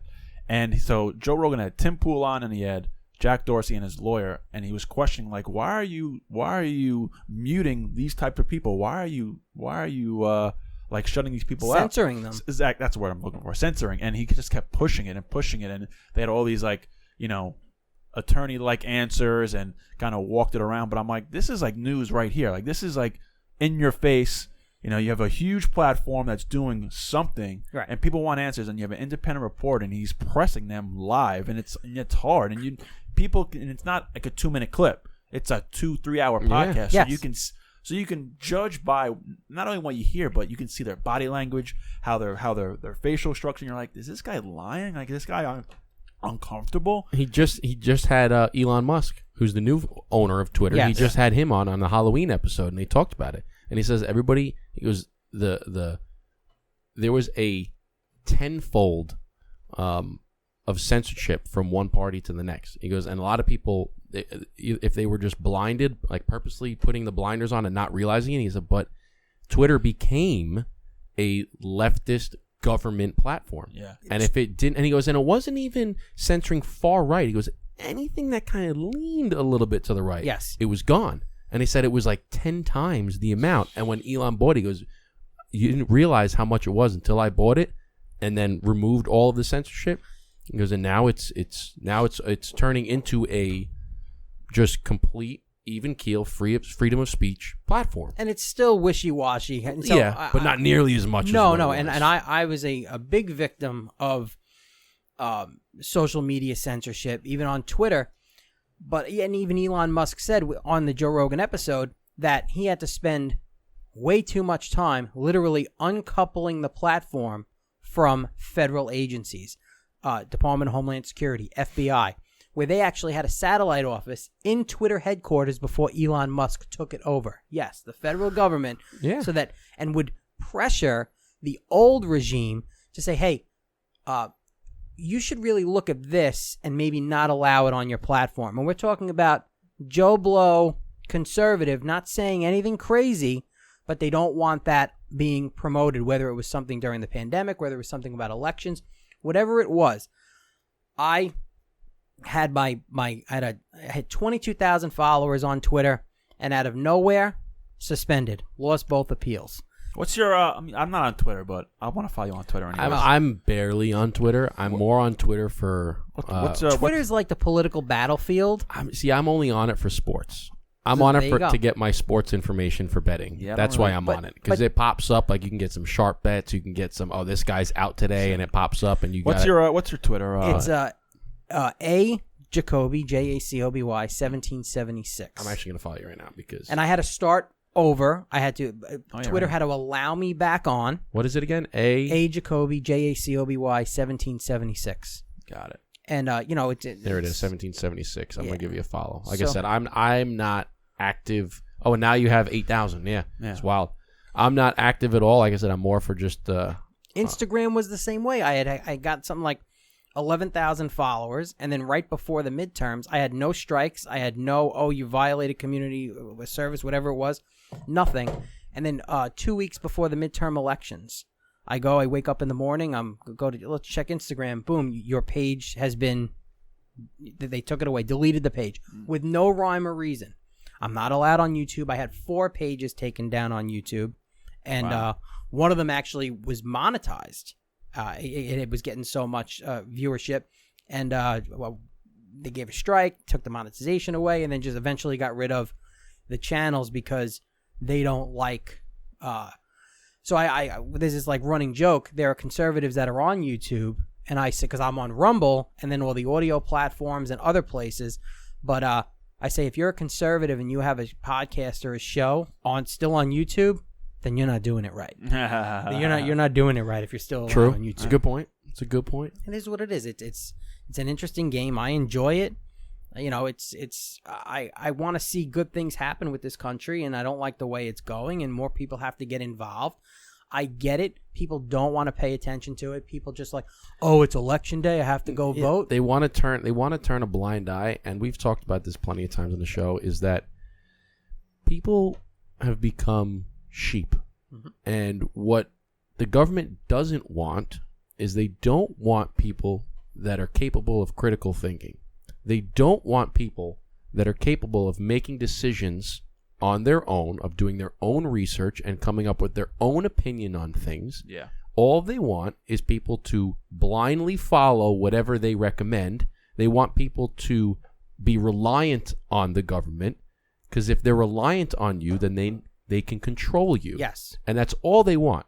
And that's why everybody, like you said, the headliner people, or all they see as a headline, oh, okay, that's what I'm going to believe. No, that is a sheeple. Okay, you are part of the sheeple. You need to be, you don't have to be on the right. You don't have to be on the left. It does not matter. As long as you make a decision based on the research that you've done and you formulate your own opinion, not somebody else's opinion. You formulate your own. And if that happens to be on the left, if it happens to be on the right, if it happens to be in the middle, fine. You've done your research and you've made a critical thought, and that is okay. But when you just blindly follow and rely on the government, that's what they want. They want the control. They don't want people that are capable of critical thinking. And I think the best way for an average American to really see where they lie politically, truly, is take a step back, turn everything off, and see how your life is specifically affected by whether it's local or national policies that are put into effect. Look at your retirement accounts. Look at your investment accounts. Look at your bank accounts. Yes. Look at the price of things. And then how does it affect you? And then you can make some real decisions. Don't listen to some idiots behind a microphone telling you what to think. Just how does it affect you every day? Right. And a lot 100%. of people don't want to do that. They're living their life. They're in their bubbles, one job to the next job, to go home and feed the kids. Am I paying my mortgage? What am I doing? Why is everybody struggling? There's reasons why everybody's struggling. Figure it out and then make some changes. Listen to people who might be running for office and want to make a difference. Right. There are a lot of people that are a lot of talk, and there are a lot of people that are trying to do things. And when they're trying to do things for the better of the country, they get chastised and called selfish. Listen, the American people should turn around and have this in their head. We don't want in government business as usual. We want limited government, and we want action that's going to benefit us. Realize they work for us. We don't work for them. Yeah. They're the peasants. We're not the peasants. Exactly. That's how it has to be. And a perfect example of just blindly following or blindly listening to whatever somebody says and taking that, and that's your opinion. Inflation. How many times has the government said, oh, inflation's at 7%, inflation's at 6%, inflation's at 8%? Talk to an average person. Go to the grocery store and buy your normal groceries and tell me if you really believe that inflation is 7 or 8%. Absolutely not. Okay? Go buy a gallon of milk. No. The gallon of milk that used to cost $3 is now $7. You're telling me that that's 7%? Bro, you know what now, pisses granted, me, okay, it's probably not 100 because there's obviously the logistics of, milking the cow and pasteurizing the milk and then putting it into the carton and then selling and shipping it. There's a lot of things, and that 7% can add up, but it's not 7%. You don't get 7% and it turns into 150% markup, okay? You know what pisses me off when I go to the grocery store? I used to get, you go to get a bag of chips, 2 for $5. I'm like, sick deal. Now it's 2 for $10, 2 for $11. I'm like, ugh, that's not a good deal. I don't want that. I don't want 2 for $11 Tostitos. I want 2 for $5. Well, you know what else they do? It's called, have you ever heard of the term shrinkflation? Oh, yeah. Oh, that too. So shrinkflation, you get a bag of chips, right? Same bag of chips. They used to be, it's $3, right? And it's this much filled with chips. Yep. And it used to be, 75% filled. Now it's 50% filled. Or double stuffed Oreos. Yeah. Now they're just regular Oreos. Yep. I bought a shrinkflation. I posted it once. I posted on Instagram, like, I bought these double stuffed Oreos, and I'm like, this is a regular size Oreo. I'm like, what is this, shrinkflation? Yeah. Because I'm like, there's no extra stuffing in here. Or it's like when it goes back to when they were just printing money and dumping it in the economy, right? And I sat there with my wife and I said, this is not a good idea. And we were talking about it. I said, why is this not a good idea? When you just print money and dump it into an economy, what's going to happen on the back end? Right. It devalues the dollar or whatever the currency is. Mm-hmm. So on the back end, where are you going to make that up? Inflation and taxes. Right. And look what happened. Not to mention all the money that we're sending to everyone who wants it. Somebody's got to freaking pay for it. When they were talking about, we're going to do the student loan forgiveness, and if you have X amount of loan, we're just going to wipe it out. Somebody's got to pay that loan back because the banks ain't going to swallow it. Right. If they gave all the money that they gave to the other countries that are in war right now to us, I'd be in a 3-piece suit right now. I'd be in suspenders. Yeah, I'd be in suspenders. I'd have shinier shoes. I would have probably had Gucci underwear. I'd be thriving right now, man. I can't even afford underwear. I'm lucky. I had to choose underwear or suspenders. I chose the suspenders. Yeah, suspenders, right? At least the pants don't come out. You don't see that he's not wearing under. Yeah. So being the political nerd that I am, and I do talk to a lot of members of Congress on a regular basis. And I get to hear the insides of what's happening with like funding bills and whatnot. And the big thing is, and this is important, especially on how you vote for people. Nobody reads these bills. Nobody goes on Congress.gov and reads the bills. I do. I read a lot of the bills. Yeah, you're a political nerd. Right. Yeah. I read a lot of the bills. And the problem is when they're lumping the bills into 3,000 and 4,000 page bills and nobody's reading it, and they give it to them the night before, and then they're expected to vote the next day on it of all of this funding. I was pulling apart, I do it all the time, all of these spending bills, and that, like, the Republicans want single issue bills. You might be there a little longer to vote on a lot of different things, but you know what? This is for funding this. Let's vote on it. Not we want $100 billion and we're going to hide all of this weird money like, gender studies in Afghanistan and give them $200 million for that. That literally is a real spending thing, by the way, that had passed. Gender studies in Afghanistan. Yeah, well, that $1 trillion bill that was passed, if you had looked at what was in there, right. And they said, it's $1 trillion like COVID relief fund. And it was less than 10% that was actually given to COVID relief. It's all about packaging it in a way that the American people are going to accept it and be okay with it and not look into what's actually being doled out. It's to your point. It goes back to the headlines. Yeah. Right? People are going to read a headline. $1 trillion COVID relief bill. Oh, great. The American people are going to get $1 trillion worth of COVID relief. No. That's what they named the bill. That's what they named the bill. But that's not what's in the bill. But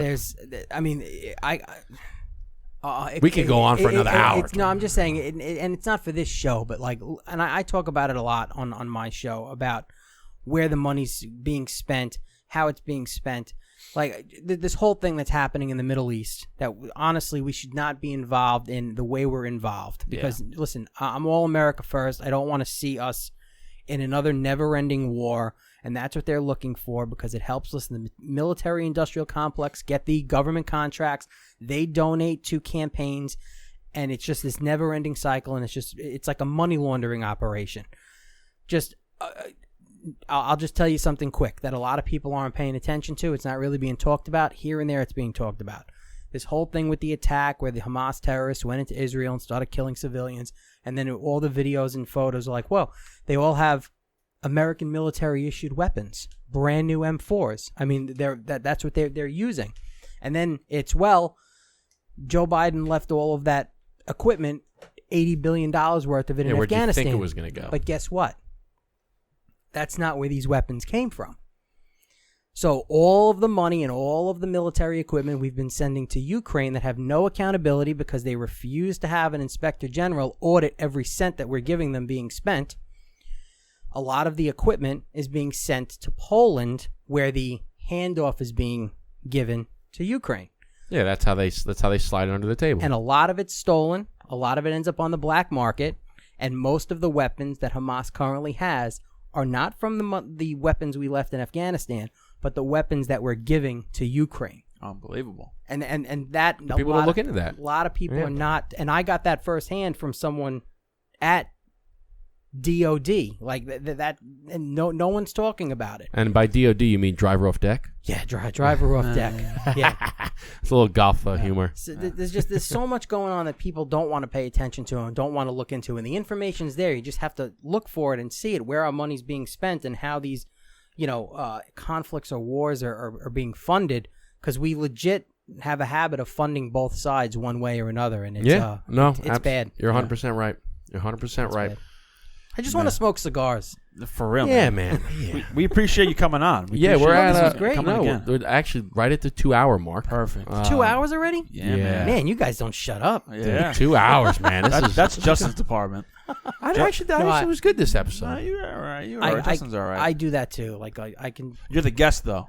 In 2 days. Anyway, this comes out this Friday. So. But anyways, this is time for Alan from Patriot Cigar Company to have the floor, red carpet to promote, plug away anything you got going on, your shows, your cigars. Let the people know where they can find you. First of all, if you're not smoking the Blueprint and watching this show, you're doing yourself a disservice. So make sure you're getting the Blueprint cigar. Let's get that out of the way because it's a great stick, and these guys deserve all the accolades they could get because that is an unbelievable cigar. Thank you, man. And my show if you're on Rumble, it's just go to 1776live.tv. My show is MAGA Mornings. It's every morning at 8 a.m. live. It's typically an hour and a half, 2-hour show, and we have a lot of fun.